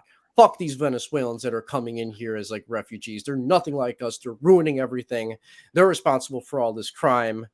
When it's like, dude, a lot of these people are literally coming from Venezuela to Colombian are the descendants of people that were going to from Colombia to Venezuela in the 1950s. That's another logical fallacy that these true mestizo believers really have in their head. It's this idea that like people never traveled around Latin America and like, assimilated to the other regional identities that existed, but was under the larger Hispanic identity that also united them all under the empire. They want to Right. pretend like, no, we're nothing alike. Ecuador is nothing like Colombia culturally. And it's like, dude, it's so stupid. Like, just stop. Yeah. It's a fetishism of small differences. The fetish of small differences. That's it. I mean, you're basically like a soccer nationalist, but like you think you're intelligent. That's the difference. That's what I would say. You're not really any that different from these guys that go to these soccer matches that are international and try to fight people from like Yeah. the Latin American country right next to you because you're the true mestizos.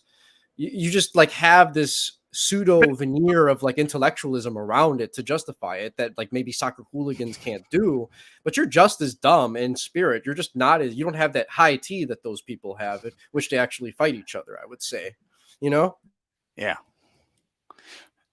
But but it's yeah. funny. It's funny those hooligans. Like if it also comes to a point where like they will support each other's teams. Like Latin Americans, like Hispanic teams will support each other if they're not fighting each other. So it's like if it's like I don't know like except Chile. Chile is kind of like the black sheep of South America. Like nobody kind of likes them.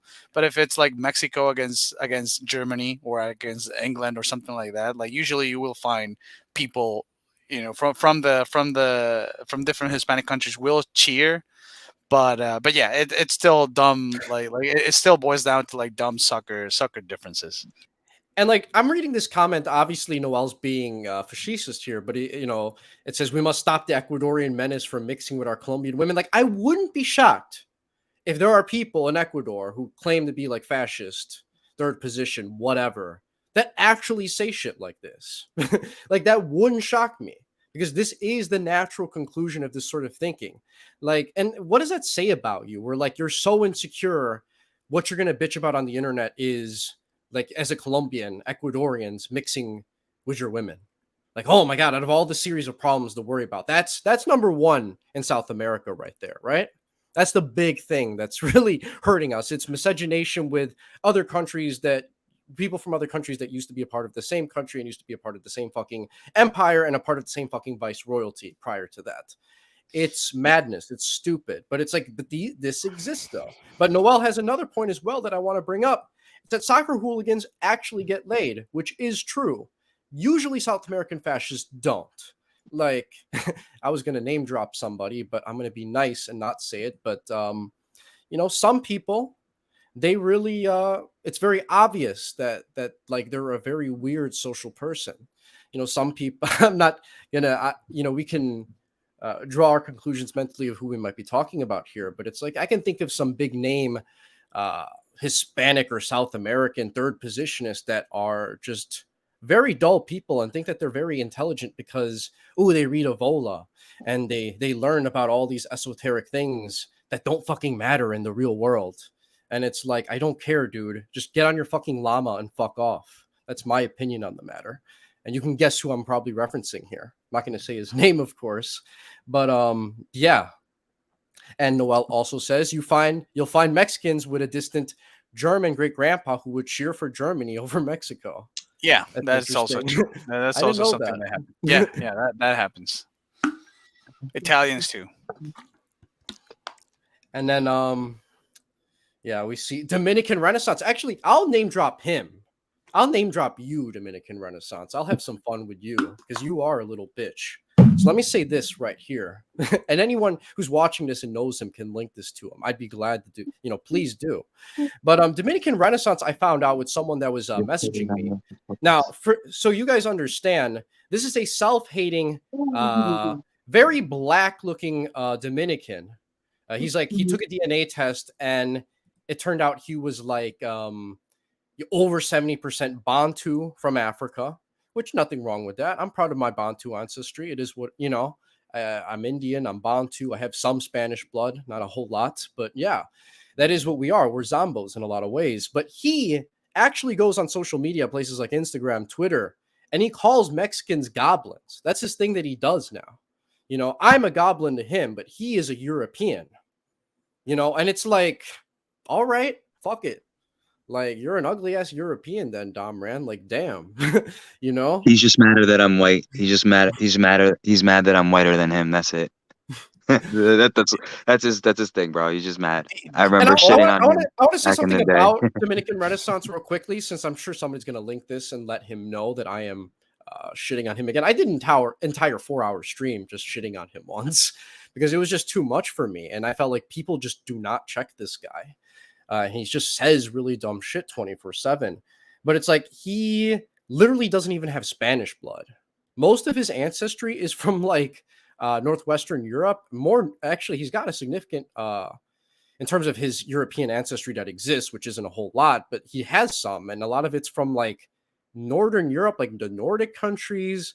I think he has some like Polish ancestry, and he really likes to rail on people that he claims are Haitian living in a Dominican Republic genetically. And he even said before on a live stream that they need to DNA test every Dominican and kick out anyone that is not genetically Dominican. Well, I'm going to tell you something, Dominican Renaissance. Most Dominicans don't have your admixture. Now, there's some that are Haitian descended that live like normal people and do have that. And I don't think there's anything wrong with that. Who cares if you're completely assimilated to Dominican society? But you would literally fail your own fucking test that you advocate for. And then you're calling around calling people goblins. You're claiming to be European. You're claiming Dominican Republic is a European country, which is just, I mean, it's Spanish centric, sure, culturally, but it's not genetically European in the slightest. It's like, they're mulattoes. They're half black and half, and they have some Taino ancestry, I believe, but it's mostly just kind of split evenly between Bantu and Spaniard, and with some Portuguese. And I know they have some Igbo, and a lot of Nigerian ancestry when it comes to the Bantus, but it's like, you don't even pass your own test. You get deported under your own system where we DNA test everyone in a Latin American country and kick out anyone who isn't a true mestizo. And it's just like, how do people act like this? How do you live in the real world and not like actually fucking just embrace that? And this guy's calling it Swedish mulatto. No, he's not even a mulatto. He's not half black. Like, he is he's like, he has the average admixture of a black American, which is like about 3/4 Bantu, the rest Northern European. He walks around in New York or in Boston, wherever he lives, and he walks by white women and they lock their doors because they see a fucking black American. I hate to break this to you, man. So like, just stop with this shit. Like, what is wrong with you? But and then we have this comment by Noel. It says Dominican Renaissance is a Haitian Polak that LARPs is Dominican. I mean, yeah. And the thing is like, who cares if you have that ancestry? As long as you're culturally like any other Dominican. But the problem is you're like an inverse of Chivo, in that you are majority black, but at the same time, you somehow act like white, like more of a white dork than me, which is hard to do. Really, it's hard to do that. You know what I mean? But he somehow manages to pull it off. And then Chivo is majority European in ancestry, and he's he's like a quarter, I think, Bantu, but he acts very Black American in the things that he does and how he conducts his life. And it's like, if you're going to use genetic determinism to try and see who behaves like what, Chivo and Dominican Renaissance should confuse the fuck out of you if you're a racial determinist, because Yeah, because of like what I just laid out here.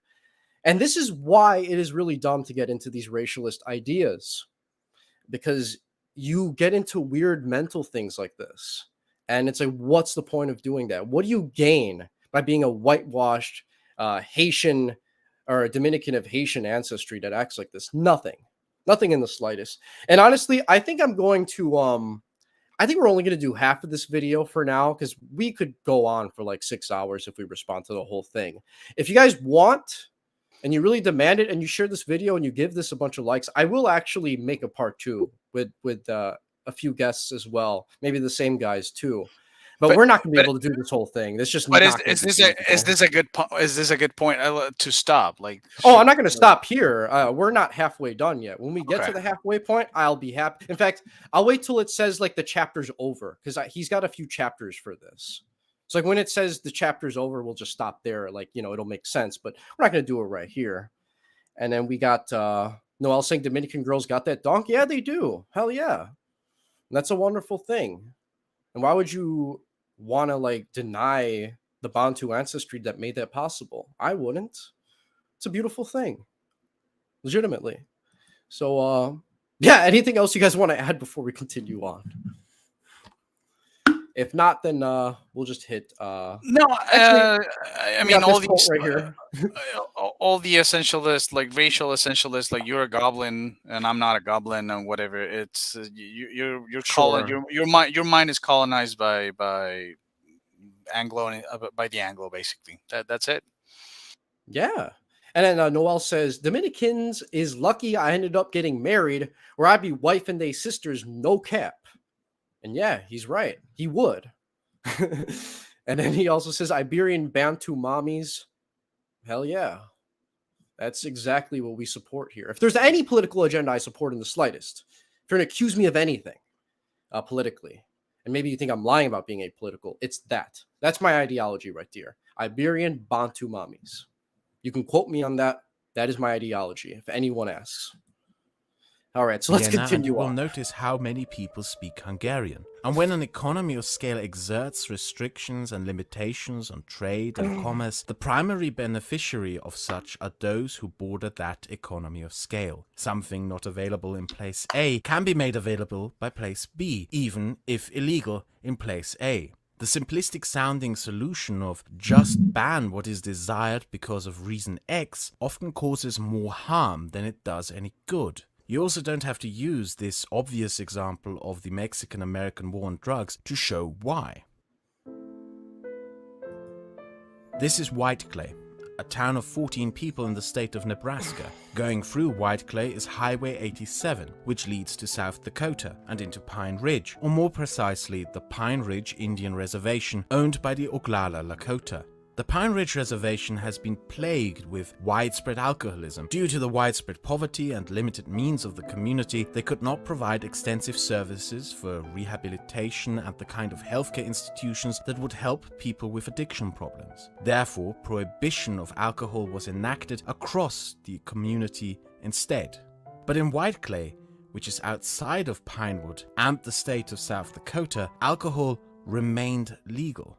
The result was that this community, with a population of 14, ended up having half a dozen liquor stores, selling millions of cans and bottles of booze and beer to Lakota Indians who often on foot trekked down Highway 87 from Pinewood into White Clay to buy alcohol, and then Sorry, wasn't this the guy who was talking about how like Latin America is like so corrupt? What the fuck do you call what you're describing here? Oh, we're gonna outlaw alcohol, but we're gonna go to like the one part of America, like, you know, the Indian reservations, and we're gonna like produce it all there and then just distribute it everywhere. It's like, what the fuck do you call that? You really think that isn't corruption? Like, get the fuck out of here, dude. Like, it's just so dishonest. And it's Corruption is the upsetting me. thing. No, you don't understand. Corruption is the thing that the think tanks that study corruption measure. That's what corruption is. There's no other corruption. Corruption is what political scientists make theses about. That's it. There's no other philosophical or any other take of what corruption is. just what they Well, measure. and how is it that the countries that are the most like in terms of like compatible with American values, how is it that these people end up having the highest IQs? I wonder if there's anything biased about IQ tests that selects for people that are the preferred sorts of members in, you know, a It's neoliberal society. it's a Am whole I? No, I'm thing, just a dude. conspiracy Oh theorist, my dude. god. I'm just a dumb, low IQ Indian who doesn't know anything, and I'm coping. That's clearly what this is. Yeah, the Wignets are Yeah. right. I'm just a really dumb Indian. I clearly don't IQ, know anything. IQ. We should do an episode on IQ and just like I'd take love it to. down, because just take it down philosophically. Like just philosophically, it does I not mean, hold up dude, in let me any give way. a quick example of IQ, and I don't want to dwell on it because I'd love to do an episode on it. But it's like here's like a cherry picked IQ thing, and you can do tons of these. You really think race and IQ is the end all be all? Okay, Ireland has an average IQ of 94. Uh, that is roughly the same. In fact, it's exactly the same as what Mississippi gets. Mississippi is a state. It's literally the blackest state in the United States, I believe. Like in terms of like that isn't something like Washington D.C. that's tiny. It's like a state that's actually big and not like an irrelevant little one. Well, Washington D.C. is not irrelevant, but you get what I mean. It's got a ton of people, half white, half black, but somehow this state that's half black has this exact same average IQ as Ireland, a country that is 100% white according to Wignet standards. At least I think they assume that the Irish are white now. I think they're onto that. So since that's the case, how the fuck do you explain that?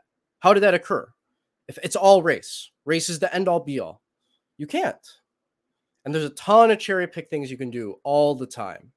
That's just one little example. And I'd love to do an IQ episode. And in fact, I'd bring on Duganismo for that as well, because he's like an encyclopedia of like cherry picked IQ anomalies that are just funny to laugh at. But yeah, let's continue on. Yeah, because it's just all coming together here, really. Let's do the IQ episode. That Drunk definitely. or while drinking, For sure. staggered back into Pinewood on Highway 87. This infamously resulted in this small stretch of highway having the highest numbers of fatalities in vehicular-to-person traffic accidents across the United States. White clay sucked the lifeblood out of the Lakota people until the state of Nebraska. Nah, bro, it's all just racial determinism. They're just Indians. They can't handle alcohol, and when you let them have access to alcohol, they behave like the little children of the devil. That's why they're red. That's why we call them Redskins, because they're children of the devil. They just can't behave. It's just what it is.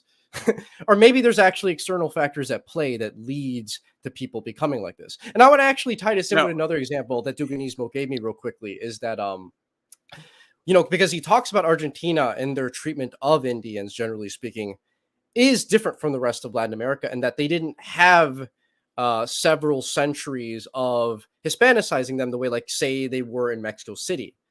So as a result of this, you will actually see Indians having very high crime rates, mestizos having very high crime rates in Argentina relative to the actual white people that, quote unquote, white people that live in Argentina.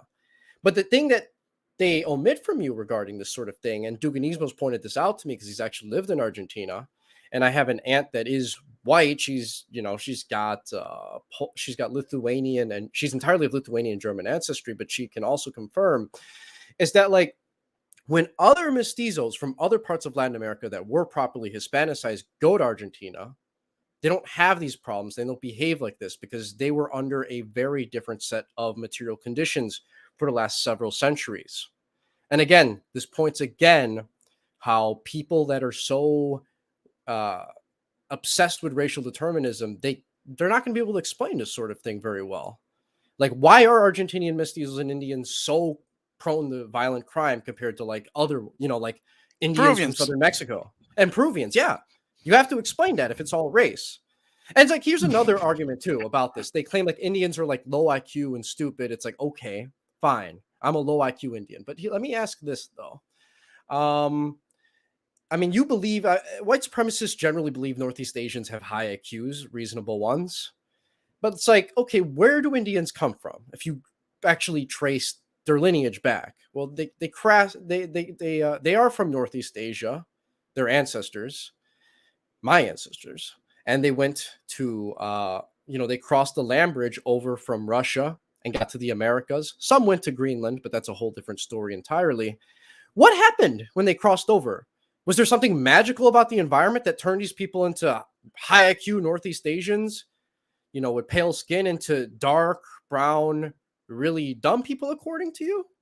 Like, how do you explain that? Because you're going to argue that whites go to Africa and they don't get changed like this. So, like, what occurred? Even by their own arguments, it doesn't make sense if you just apply logic to them, but they can't, And not only that, but we actually have studies from the US, which is funny, where they actually did do IQ tests on certain Indian tribes. And on average, they were scoring better than white students. So you know what they do when you post these studies? They cope and they claim, oh, there was something wrong with the testing. They had to adjust it. The thing was wrong. And all of a sudden, Indians not do horrible on it now. I don't know, dude. Maybe I'm just a really low IQ Indian who's just coping, and it really hurts me. But something tells me that if Indian tribes were doing better than whites on these tests, and they had to change the way that they conduct these tests, and now all of a sudden it's perfect. I don't know. I think something fishy is going on. What do you think? What do you think, guys? I don't know. I don't know. Like with the IQ thing, I try to avoid, and with most things actually, I try to avoid empirical stuff, because basically empiricism is dumb. It's like it's whatever data you have available at the moment, and usually the problem is the conception of the data, like the conception of the concept themselves that they're using. So my criticisms of IQ will never be based on like it's empirically inconsistent in this place and not in this place. My criticisms of IQ are like 100% like philosophical, rational problems that they have. And I mean, the summary is like I think we're giving I think we've completely changed the subject now from the Kraut video. But the summary of my criticism of IQ is that there is no theory of intelligence, and it's just a bunch of like naive empiricism and data thrown around. And until you actually have like a theory of intelligence and what it is and how it relates to different things and how it behaves in a consistent way, then that's when you can use the data. Otherwise, it's just like a bunch of dick waving, like just dick measuring stuff with with numbers here and there. So yeah, I have no clue what you're talking about those results of the Indians or anything of the sort. No. Empiricism, like nah, like it falls down under philosophical considerations. But we can talk about it in the IQ episode. This is the Kraut episode. Exactly. Yeah. It's just a lot of things that Kraut low key says does feed into these narratives. That's why I like to push into it. Like Well, the Wignat shit didn't come out of nowhere. It's a part of America's past that they're trying to desperately hold on to, but America's elites don't really want to do that for the most part, it's basically dismantled. It's all tied together in many points. It's just basically it's all part of the myth of Anglo-Western supremacy, liberal supremacy, and so it's all related. Like it all touches at key points. So it's all related. I agree, yeah. But I'm gonna continue on here so we get back on track because we still gotta finish this video. Shut it down by refusing to renew the white clay liquor licenses. Two economies of scale where one took advantage of the other. One community became rich at the cost of the other, which wallowed further into poverty and despair. The rigorous prohibition enforced especially on drugs would end up being something that the cartels of northern Mexico would take advantage of. The United States Border Patrol was initially founded in 1924 to try and clamp down on the smuggling of alcohol across the Mexican border, a task at which it failed. Meanwhile, immigration into the United States increased as tens of thousands of Mexican laborers came to work on farms and other industries. Some of those stayed in the United States even after the war, but those with the most significant impact for Mexico itself were those who returned with capital and skills that they had acquired during their stay in the United States. And a different socio-political shift also impacted the United States internally. Mexican Americans and Latinos in general within the United States started to re-emerge in the wider cultural and political framework. The historian Juan Gonzalez divides this process up into 4 periods. The integration period from 1950 to 1964, when Mexican Americans started increasingly participating within the politics of the United States as voters. This was particularly pushed by the large Mexican community of California and Texas, and it had its greatest triumph in 1960 when Kennedy was elected with 85% of the Mexican American vote, making it very clear that Mexican Americans were now part and parcel of American electoral politics. The radical nationalist period from 1965 to 1974, when Latinos in America organized in political radical protest movements such as the Brown Berets, and took part in the wider protest movements of the Civil Rights Movement and the anti-Vietnam War movement. Less concerned with integration in the political process and appearing to be respectable to the Anglo-majority population, it helped reshape and determine a distinctive Latino culture and identity within the United States. Its greatest legacies are Mexican-American common legal defense funds, labor unions such as the one led by Cesar Chavez, and voting rights activism groups. Which leads us into the voting rights period from 1975 to 1984. At the end of the Nixon era, the involvement in radical and revolutionary movements amongst Mexican Americans sharply declined. Instead, a generation of young Latino lawyers and political activists started using the institutions founded by radicals to tie more Latinos into the American political process through voter registration, legal defense funds, political campaigns, running for office, and acquiring institutional and electoral power within the United States,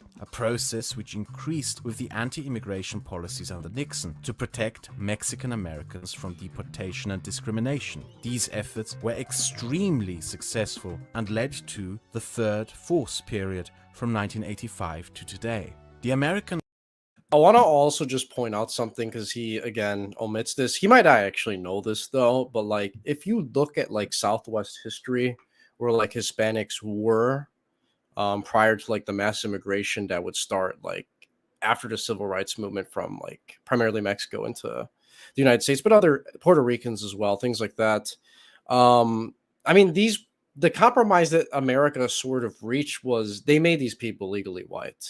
We have the evidence that shows that, like, yes, under Jim Crow laws, places with significant Mexican ancestry, they basically were just like, yeah, you're white, but like second class, basically, given like, you know, the Sicilian treatment in a lot of ways. But intermarriage occurred between Mexicans and whites. We have the records, like these, we have people on video talking about how, you know, like, you know, they were considered white under Jim Crow. They had drank from the white water fountain. You see, actually, during I think the 70s, this is when Hispanics were actually, as a group, they successfully managed to go from going legally white to becoming Hispanic. This was actually something that they had to fight for and push for, because in a lot of ways, people would actually justify, white people specifically, like WASP Americans, would justify discrimination against Hispanics by saying, well, they're white, so it's not like I'm violating anything. It's just I don't want these quote unquote white people, like, you know, participating in this sector of society or getting hired here, just things like that. That was sort of like the reasoning for it. But a lot of people don't know that. People, and a lot of actually academics, like Chicano type academics, they like to do this LARP where like Mexicans were just always viewed as exactly the same as black people. Always, forever. And it's like, that's not true. There's a lot more nuance to that. But whatever reason, they really want to hold this black and brown unity myth, because I don't know, they just really do. So I don't know. What do you guys think about that? And then we'll continue on. We're almost, I think, done with this video, though. But Yeah, I mean, I'll jump in, you know, being that you know, I'm the Mexican in the video and the discussion here. So, you know, obviously you guys have seen me, right? Like I'm really light skinned.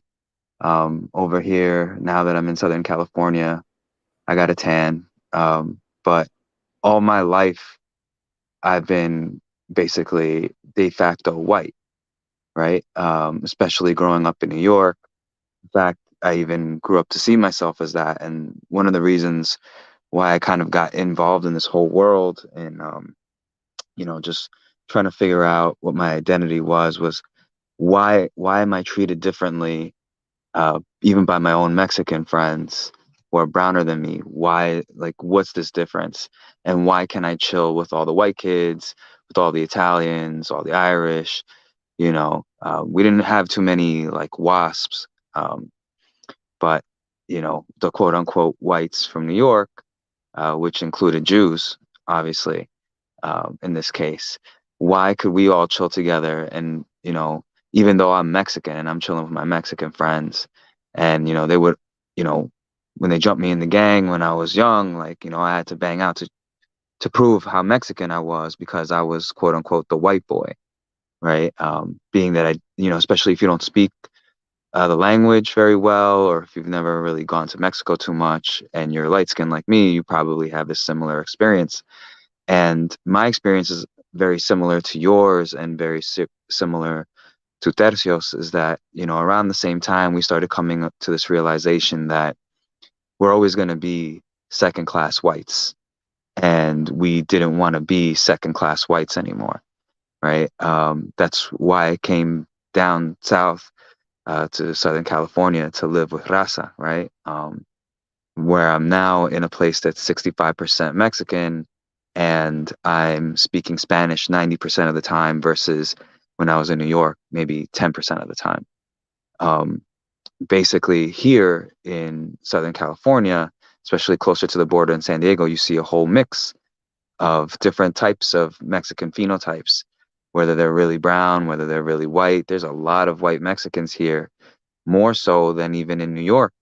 In New York, I'm more of a rarity, but here we're not. And so it really, you can tell the dynamics here in Southern California because, like, even though I'm white passing here, like, there's a huge difference between the white Anglos here in California and like the whites in New York, and the way that they kind of like segregate Hispanics and Mexicans here in California is a different experience than the melting pot experience of places like, say, in New York, where here in California, they were trying to sterilize Mexican women, so that they wouldn't procreate. And the eugenics movement came out of, you know, whatchamacallit, in California, especially, in the sense of they wanted to sterilize the Hispanics. There's a movie on Netflix, I think it's called Madre, which talks on this subject, and it's like I don't know if it's Netflix. I think it's sorry, Amazon Prime, and it's like made in like a horror film kind of thing, but it touches on these subjects of like, the doctors forcing Mexican women to not give to sign away basically their rights to being sterilized, right? So they were sterilizing them, and then they were forcing them under duress to sign these waivers and said that they couldn't sue, and like nothing ever happened because of that. So one thing that does still remind me of New York is that the power class here in California, while they talk a good game, they're never held accountable to anything, just like the progressives in New York. So like New York is an extremely racist city, extremely racist place, extremely segregated because of every race is there. But they pretend to be super progressive. They pretend, to have all these values of inclusion, as long as you're not, including these people in the neighborhoods that they live in, right? So like every like rich person, white or Jew in the suburbs where I used to live, they will have that lawn sign, right? I'm sure you've seen it. It's more like a creed, um, and that's their virtue signal. But like we're very we're very distinct to them, and we'll always will be, and it's up to us to decide, all right, do we want to get absorbed into this system, or do we want to separate ourselves from the system? Like I'm conflicted sometimes because like Myra Flores, the congresswoman, right? I'm happy to see a Mexican born woman, even though politics, I don't really believe necessarily that that's a place for women. I think that's more of a male dominated place, and it should continue to be because males bear the risks. We have to go to war and things like that. But I'm happy for her, right? And I'm happy for her daughters.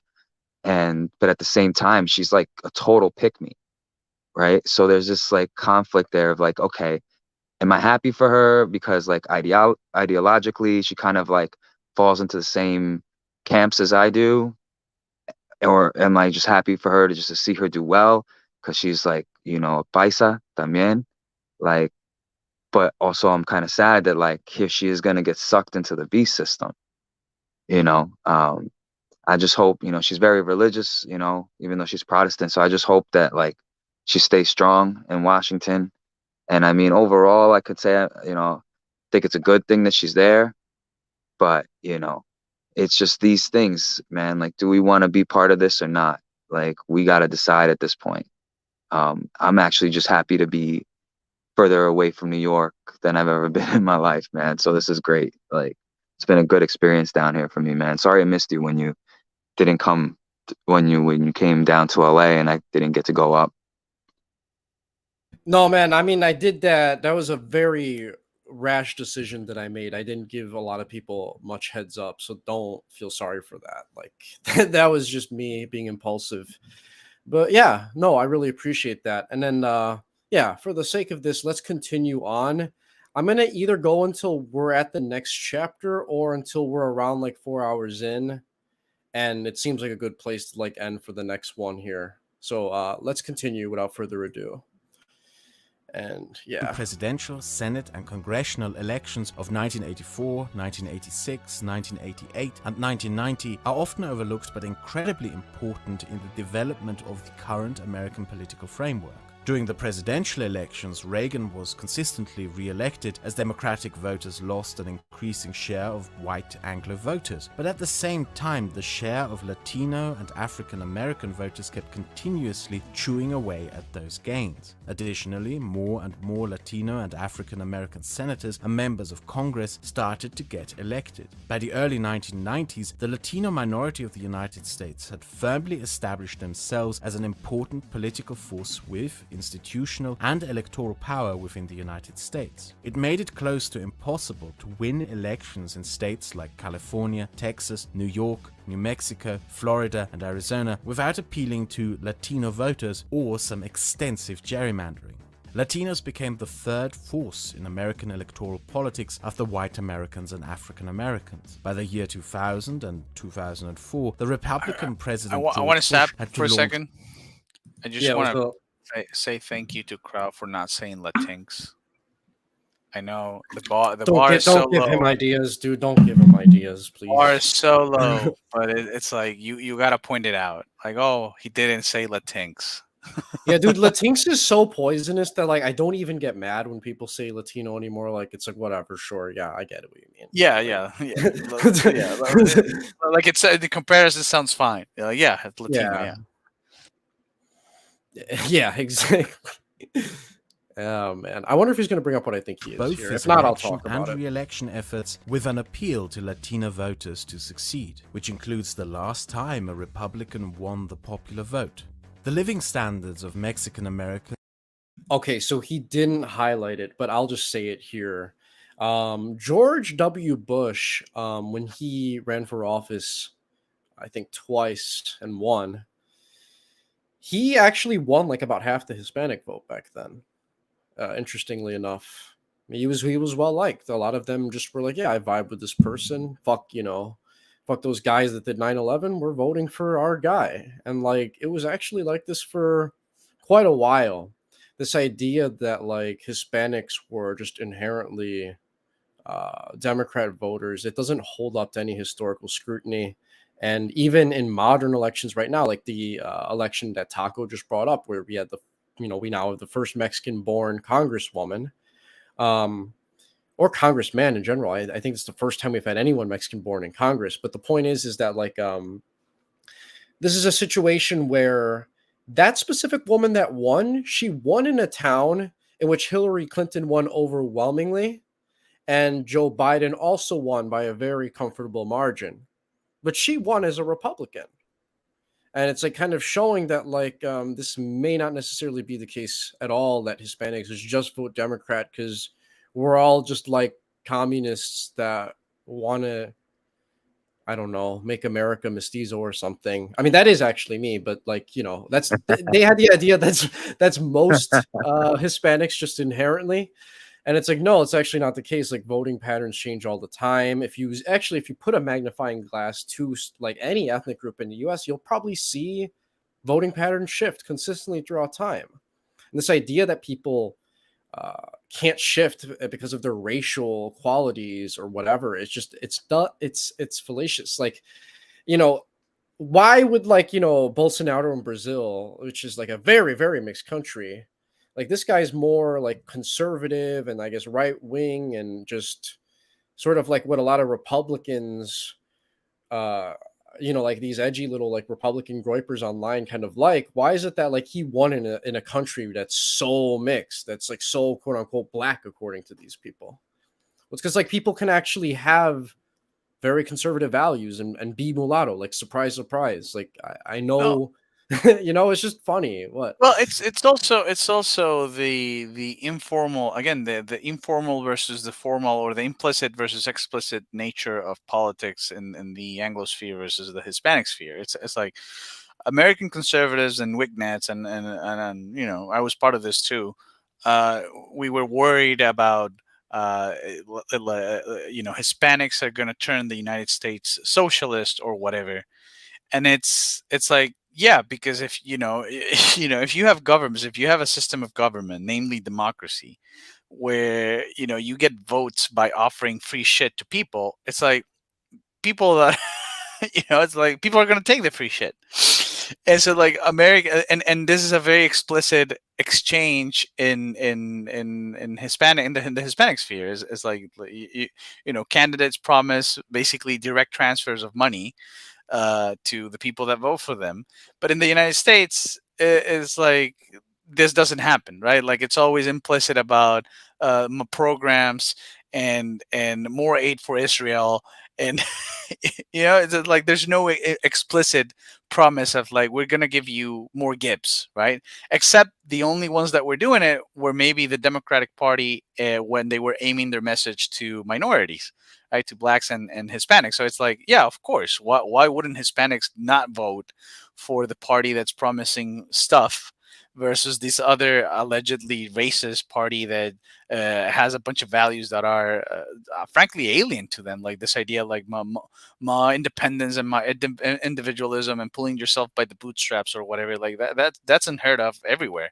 Uh, and so it's, but it's also, I was thinking, well, as you were talking about how Hispanics seem to be abandoning the Democratic Party, about how the Democrats, just because the liberals are the real racists. Like we have to make that clear, unironically. Like it's both true ironically and unironically. Like liberals are the real racists.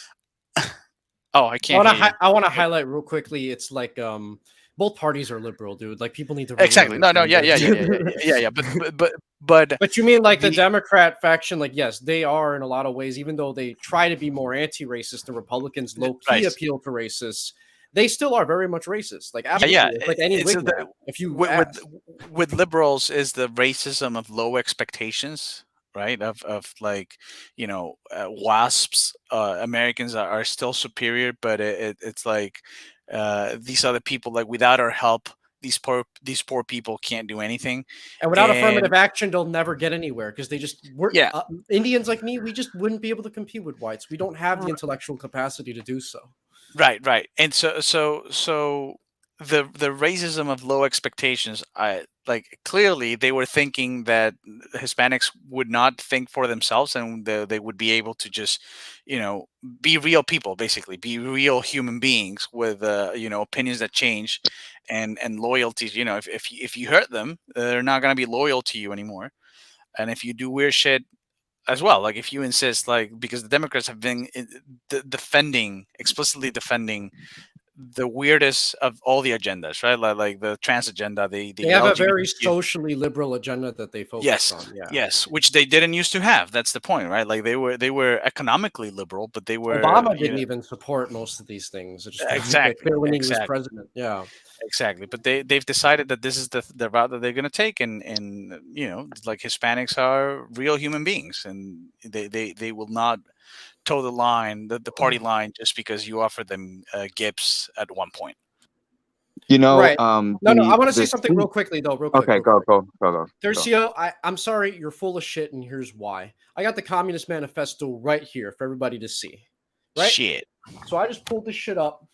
I have quote on page 57 right here. 57.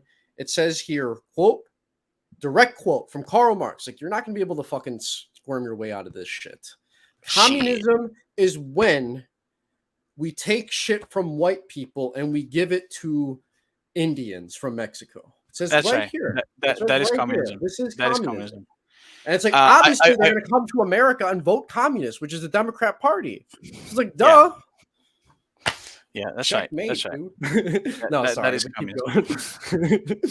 No, that's it. That's it. Like that was what I was going to say. Oh, okay. So, I think Taco was trying to talk. My bad. Yeah. No, that's fine, bro.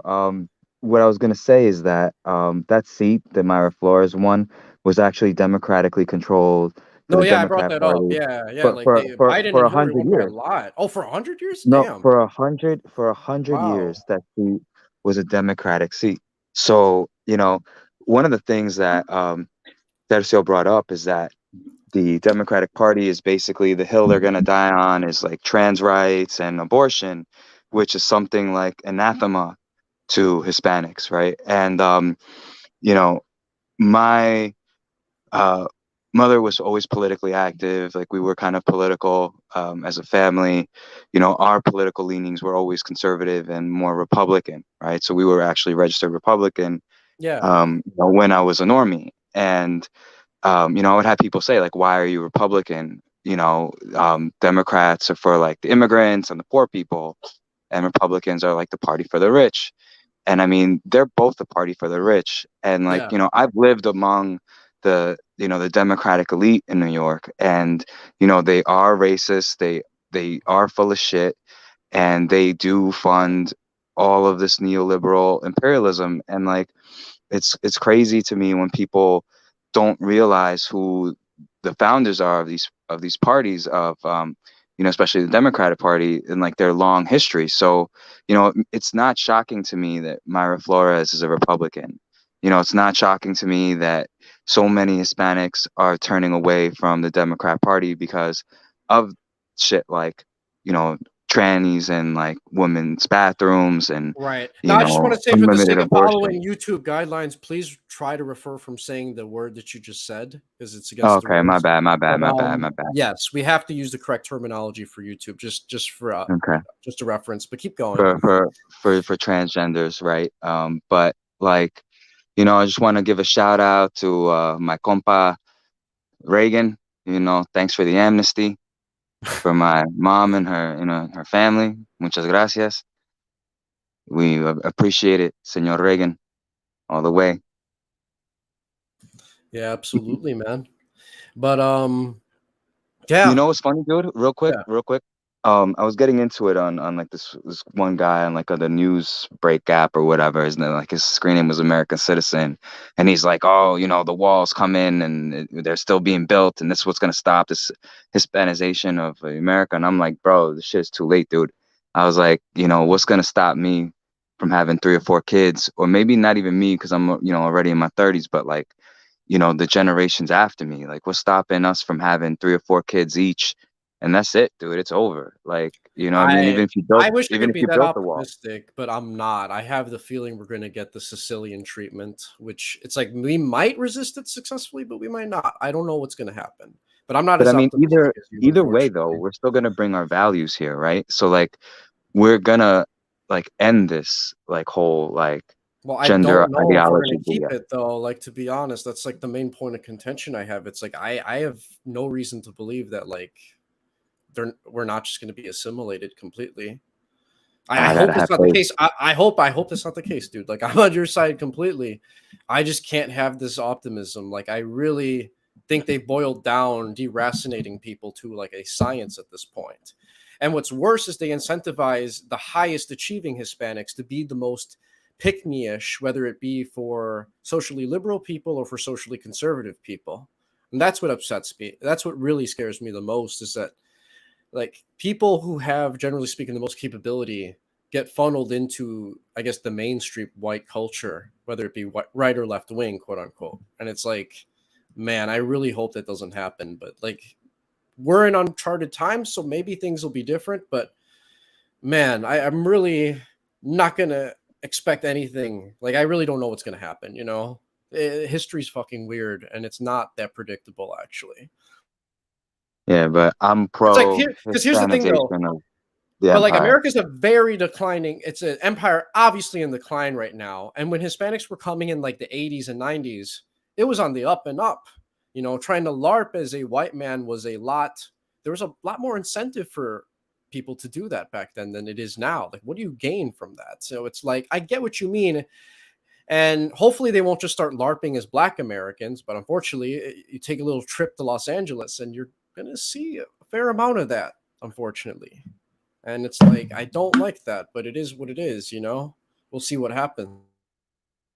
Well, it's just that we have no counter action to it. Like, we're not producing. We don't have a beacon of Hispanic culture from a, Hi- a Hispanic ethos or a Hispanic project on its own. Like, it's always mediated through uh, the United States. So it's like even our Hispanic identity, it's like J Lo and Shakira and and that kind of stuff. So the problem is that it's not enough for the United States to be in decline.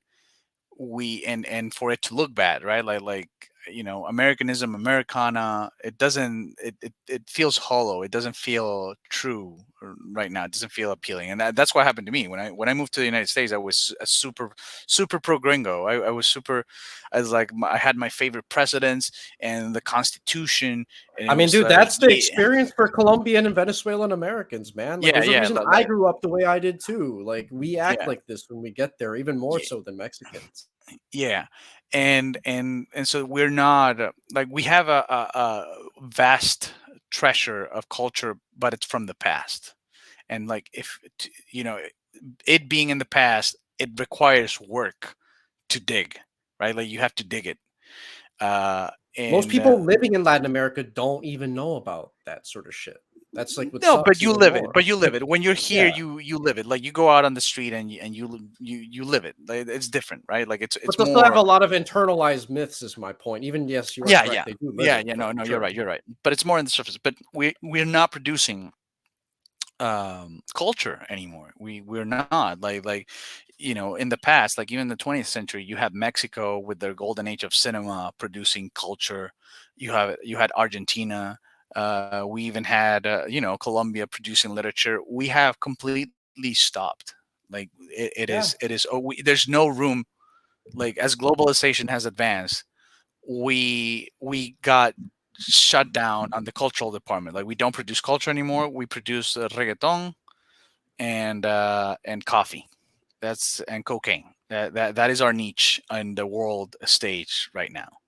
And so that needs to change first. Like, we need to start producing culture again, so that so that we can counteract it, right? Like, so that we can actually present an alternative, a positive alternative, a more desirable alternative to the decaying American model. Yeah, 100%. I agree completely. 100%. Yeah. And especially with this empire in decline, it's going to be a lot easier to point out reasons why, as Noel stated this much earlier, like years ago, if you're going to try assimilating to Americanism, whiteness in general, which is a thing, it's definitely a thing. I'm not one of those people that's like, whiteness isn't real, no such thing as white. Like, no, it is to a certain extent, but it's something I literally want nothing to do with, to the extent it Yeah, does exist. yeah. you know? And I've This is already like been too influenced by it as is. There's a reason why I'm fucking leaving to go to Nicaragua in a few months so that I can like learn Spanish and actually be accustomed to Hispanic culture, because it's like I was robbed something intrinsically growing up, and now I have to go out of my way to fucking, I guess, reclaim what I think belongs to me, you know? But yeah, I will continue this, and I think we're pretty close to done. Yeah. And started to rise. Prominent political leaders emerged. The United States increasingly became a place where citizens of Mexican ancestry could build a life, a community. Actually, real quickly, I just want to mention this as well while we're on this topic. And then once it changes from this topic, we'll end the video. There's another thing that he didn't point out, which is like you have now white people in places like Texas or the Southwest that will like literally give themselves like a Hispanic nickname in hopes of being more electorally successful. A specific example of this would be Beto O'Rourke, who is not Mexican at all. He's not Hispanic. That is a Hispanic name, Beto, you know, but it's like that's not his real name. And he does that because he's probably hoping that enough people who are voting, because a lot of voters are fucking dumb. I mean, it's like this. Democracy is like this by design. A lot of people might not know really well. They go to the polling booth, they see Ted Cruz versus Beto, and they go, you know, either, you know, these guys, there's probably some people that would go to the polls when Beto ran for I think Senate against Ted Cruz, almost won. I think he lost by like a percentage point, which was like unheard of in Texas. And it's like I'm sure he fooled some people. They're just like, "Oh, Beto, it's my guy," and Yeah, yeah, I'm you reading. know, I'm reading about him. I'm reading about him, and yeah, he's not like he's Irish. Like he's not yeah, even Robert. He's not even Roberto. Like he's not even called yeah. Roberto. No, he's completely Irish American. But it's like, yeah, you know, that kind of says something though that white Americans have to play games like this in order to be electorally successful in certain states now. That there's something about, you know, because I'm not optimistic about the Hispanicization of America the way like you guys were years ago when you reviewed, I think, Samuel Huntington's book, The Hispanic Challenge. I think Huntington was being way too gloomy. It sounded great though, reading it, but it's like I'm worried it's gonna just be the other way around, where they just learn how to just assimilate us well, the same way like Irish or Italian Americans got assimilated, and a big part of that was like the introduction of Columbus Day, for example. Yeah. I'm just worried they're going to give us concessions like this, maybe even allow way more quote unquote based right wing Hispanics to come to power just to keep us hooked on the fucking democracy drug. They can do the total subversion later, but it's like as long as, you know, the dealer gets us started on something, he can move us up to, you know, fentanyl eventually. But a charismatic dealer could definitely get you going from weed to fentanyl if he knows what he's doing and you're gullible enough, you know?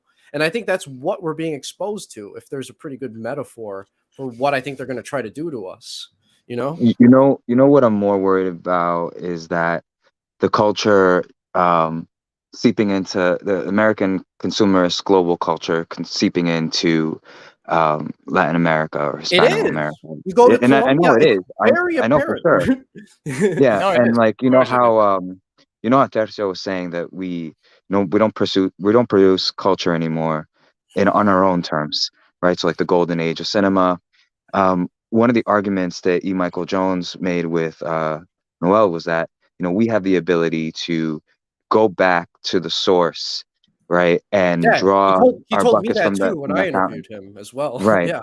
And he's right though, because like here I am, 15 minutes from the border, and I'm going to Mexico next weekend, right, to spend a few days there, and I can just go and come back, and it feels like I'm even in Mexico here without being in Mexico. And so like we draw from that, but once they sever those roots in Destroy the Hispanoamerica, well. Destroy the then well. That's the when they plan. destroy the well, then that's when we're screwed, right? So like that's my black pill.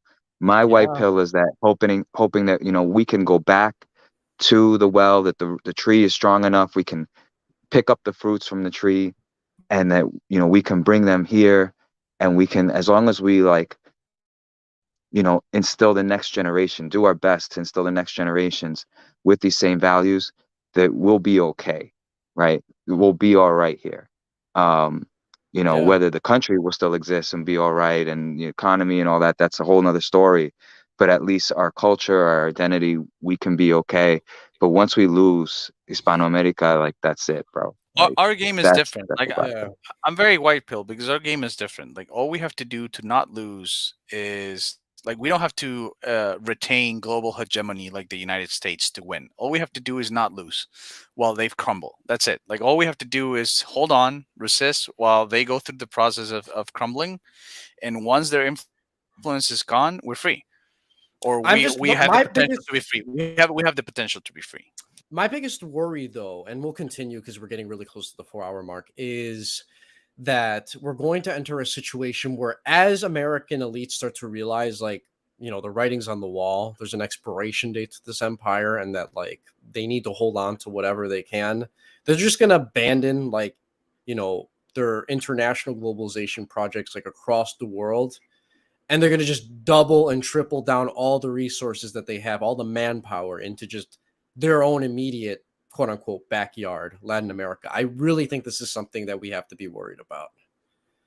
Because it's like that would make sense. Just focus everything on Latin America once it's clear that, like, with Russia successfully taking the Ukraine, which they're about to do, and they will, and China getting more steam in the East, building the Belt and Road Initiative, that America is just not going to be as influential in the rest of the world anymore. But I don't. they're going to cope by just being, all right, time to double down on Latin America. I don't think it'll be entire Latin America. I think they're gonna close ranks with Canada and Mexico, and everything below Oh, Mexico is sure. gonna be up for grabs for the Chinese, and that's it. Even Like Russians to a certain extent, too, I think. even Yeah. Russians to a certain extent. That's right. And I mean, being under the Chinese sphere of influence isn't the worst thing on the planet. It's not the best either, but it's like, I think we could probably learn a few things that would positively help us culturally from those people, to be quite honest. Yeah. Chinese people are not barbarians. They are very civilized and always have And been. there's we're not enemies of the Chinese. We don't have a historical rivalry with them. And as a matter of fact, the Balmy's expedition, the first mass vaccination campaign, but the actual vaccine, not big pharma BS. So hold on. We cannot talk Yeah. about vaccines on YouTube. Like, please don't say anything bad about. No, I COVID. mean, but this Like, this we was can't. about the It'll take the smallpox. YouTube video down. Just No, don't no, make but an opinion on it. That's all. no, but this was about the Balmy's expedition in the Right, 19th yeah. century. So Let's just not talk about COVID shit. I just want to make it okay, clear. no, I wasn't going to talk about COVID. Well, I guess I did mention it briefly, You but did. yeah, So I'm we just gotta not kind of gonna, nip it in the yeah, I'm bud. not gonna go. I'm not gonna like the Balinese expedition, the first mass vaccination campaign worldwide. The Spanish actually vaccinated China, like they, and it's not like China was under Spanish. It wasn't a Spanish province or anything, but they were that cool. And so we have like you compare that with, for instance, what the English did in China, right, with the Opium Wars. Yeah. It's a completely different relation, right? And it seems, from what I can gather, I'm not an expert on Chinese relations, but from what I've seen, it seems like the Chinese are very clear that like they don't think like all white people are alike. Like they realize that like Spaniards are different, They're are ethnically different. conscious, absolutely. Yeah, Yes, they understand that. they're different from Britain and all that. So I don't know. Like I'm not black pilled about Chinese influence. No, I'm Just by not the fact that either. just by the fact that they're not enemies. Like they don't. We haven't been fighting with them for 500 years. Sure. But I mean, if the opportunity is there to profit for them to profit at our expense, and our leaders are Oh, they're gonna either do it. dumb or selfish enough to do it, it would make total sense for them. Like, why wouldn't you Yeah, do it? It's just kind of like yeah. I don't know if game theory is the correct word to describe it, because I'm kind of a dumb Indian, as we've all pointed out. But like, it just makes logical sense to me. It's not even like anything I have personally for China. It's just like, it makes sense. I get that. Maybe they will decide to be more of I guess, benevolent sphere of influence on us. Only time is really going to tell. But I hope It's that's just the that case. I was discussing. So here's the issue with the United States, and I was discussing this with some American friends. It's that the United States is not honorable when it pursues its interests, right? Like it's like, and by honorable, yeah, I mean honorable. Like the United States will squeeze you, like they will get as much as they can for themselves out of you, like with no consideration in what state you're left in. They will just push their advantage all the way through, no honor, no stopping. And that's the problem with things like America First, with supporting those type of ideologies, because America First is not that we put the just the interest of the United States up front. It's like it implies, it means screwing up, screwing somebody else over, right? Like it's not an honorable, Yeah. like we're just gonna try to get the best terms that we can for our deal. And but we understand that you also have to profit, and if the deal doesn't work for you, then it's not going to go through. That kind of like honorable way of going about relations Yeah. in general, right? The United States does not behave like that. It's like they want it, like they want the absolute best terms for themselves, even if it means that you take a loss, basically. Like they don't care if you take an L. So let me just answer this question real quickly. It says, so what is the difference between being exploited by Anglos or Chinese? Well, I'll give a specific answer to that, actually. So again, empires are not all the same. This is a fallacy that a lot of people engage in for liberal reasons, generally speaking. In turn, and the thing is, because they're not all the same, a lot of them have inherently different goals. So we can use the Mongol Empire specifically as an example, and then I'll move on to like the Chinese and Anglos specifically. The Mongols were not exceptionally, when they had their empire that they did that was very powerful at the time, they didn't have this obsession with Mongolizing everyone culturally. That wasn't what they were about. They had religious plurality. They accepted Judaism, Islam, Christianity, Buddhism. They were totally fine with that. They didn't mind these sort of ethnic differences, these religious differences that existed throughout the empire. They wanted their tribute, or they would just burn your village down. And I think, if we look at like the Chinese and how they interact with like Africa, for example, to me, it seems like the general trend is they're not obsessed with Anglos as making the rest of the world culturally like themselves. They understand that people are different and they don't need to push this on others. But at the same time, they're more interested in how can we economically benefit as a people, because we have this advantage of over 1 billion people in our country and we're very industrialized and on the up and up. And these places like in Africa, for example, aren't. Well, if you look at, where they have a presence in Africa, they're not obsessed with making these people culturally Chinese. It's more just like, let's set up infrastructure, let's set up businesses, let's get these resources to China so that we can utilize them and gain the upper hand against the other world powers. So I don't think the Chinese have this obsession with culturally making people everyone else like them. And it's a pretty pragmatic approach, honestly. Like, you're going to create a lot less resentment as an empire if you're not trying to like impose hyper liberalism on them as a people, if that makes sense. That's what I would say. Now, Yep. is Nick Fuentes an Ellis Islander? Nick Fuentes' mom is an Italian American Ellis Islander. His dad is a mestizo who's very Americanized. So like kinda, that's what I would say.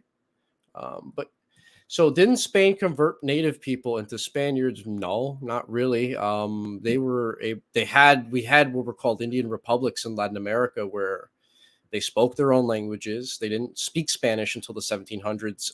If you were a common person, a common Indian in Latin America, you were ruled by local chiefs, generally speaking, and there wasn't that big of a push. Obviously, Hispanization occurred throughout centuries, especially in places where the empire had a strong presence culturally. But it wasn't like the biggest number one goal. The goal number one was Catholicism and syncretizing that with the Indian cultures that respectively existed in Latin America at the time. And it became more of a, I guess, Republican project with the mass mestization of Latin America and making everything much more Spanish centric culturally. But the thing is, it happened. We're here. The Indians are culturally Spanish by this point, the vast majority of them. Same with mestizos. And we have to live with that reality and move forward. Whether you think it was a good thing or bad thing that that the majority of these people lost their culture, we have to move on, in my opinion. Um, I mean, to a certain extent, yes. It's just that there are some nuances. It's like, yes, there Yeah. were there were Republic of Indios. The focus was on Catholicism, but it's like you have to think about like they were brought in as Spanish subjects, not and that's a different conception of like Yes. being an American citizen or being American today or Spanish today. It But was like for like you example, you had like Italians in southern Italy that were also except Spanish subjects, but had their Dutch. own You ethnic you had identity. Yeah. Dutch, Dutch and Belgians. Like it's the same thing. So it's like there was more considerations to cultural diversity back then. I All mean, you if you're had to running do a was globalized empire, you got to be pragmatic like that. You can't just right. be like everyone's Spanish now. Like that would create a That's lot right. of No, it's impossible. problems. No, it's impossible. It's like it was only again like the numbers of the conquest of say it all like 2,000 Spanish with 200,000 Indians. Absolutely. You're not gonna make the 200,000 Indians Spanish. You can 100%. Now work with them. we have less than a minute and a half remaining before we hit the 4 hour mark, and I'm going to end it before it hits 4 hours. All right. Any last words by you, Tercio, real quickly? No, I think I've said plenty. Awesome. Um, Have a Taco, how good night. about you?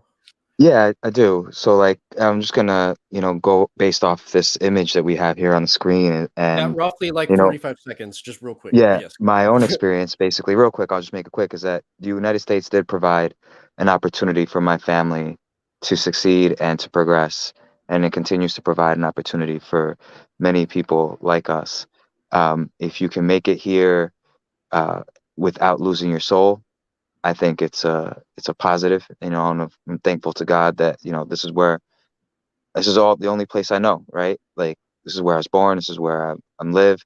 Yeah, maybe I'll live somewhere else one day, but you know, I'm thankful for where God put me. So that's all I want to say. That like there have been benefits, and it's not all in net negative. So Hell yeah. Wonderful closing thoughts by these people. I just want to end with I second the sentiment. I think if you were like me and you're whitewashed or blackwashed as hell, you should go to live in Latin America like what I'm going to do very soon and just immerse yourself for as long as it takes until you are very close to the culture. But we're going to end it right now. Goodbye, everybody.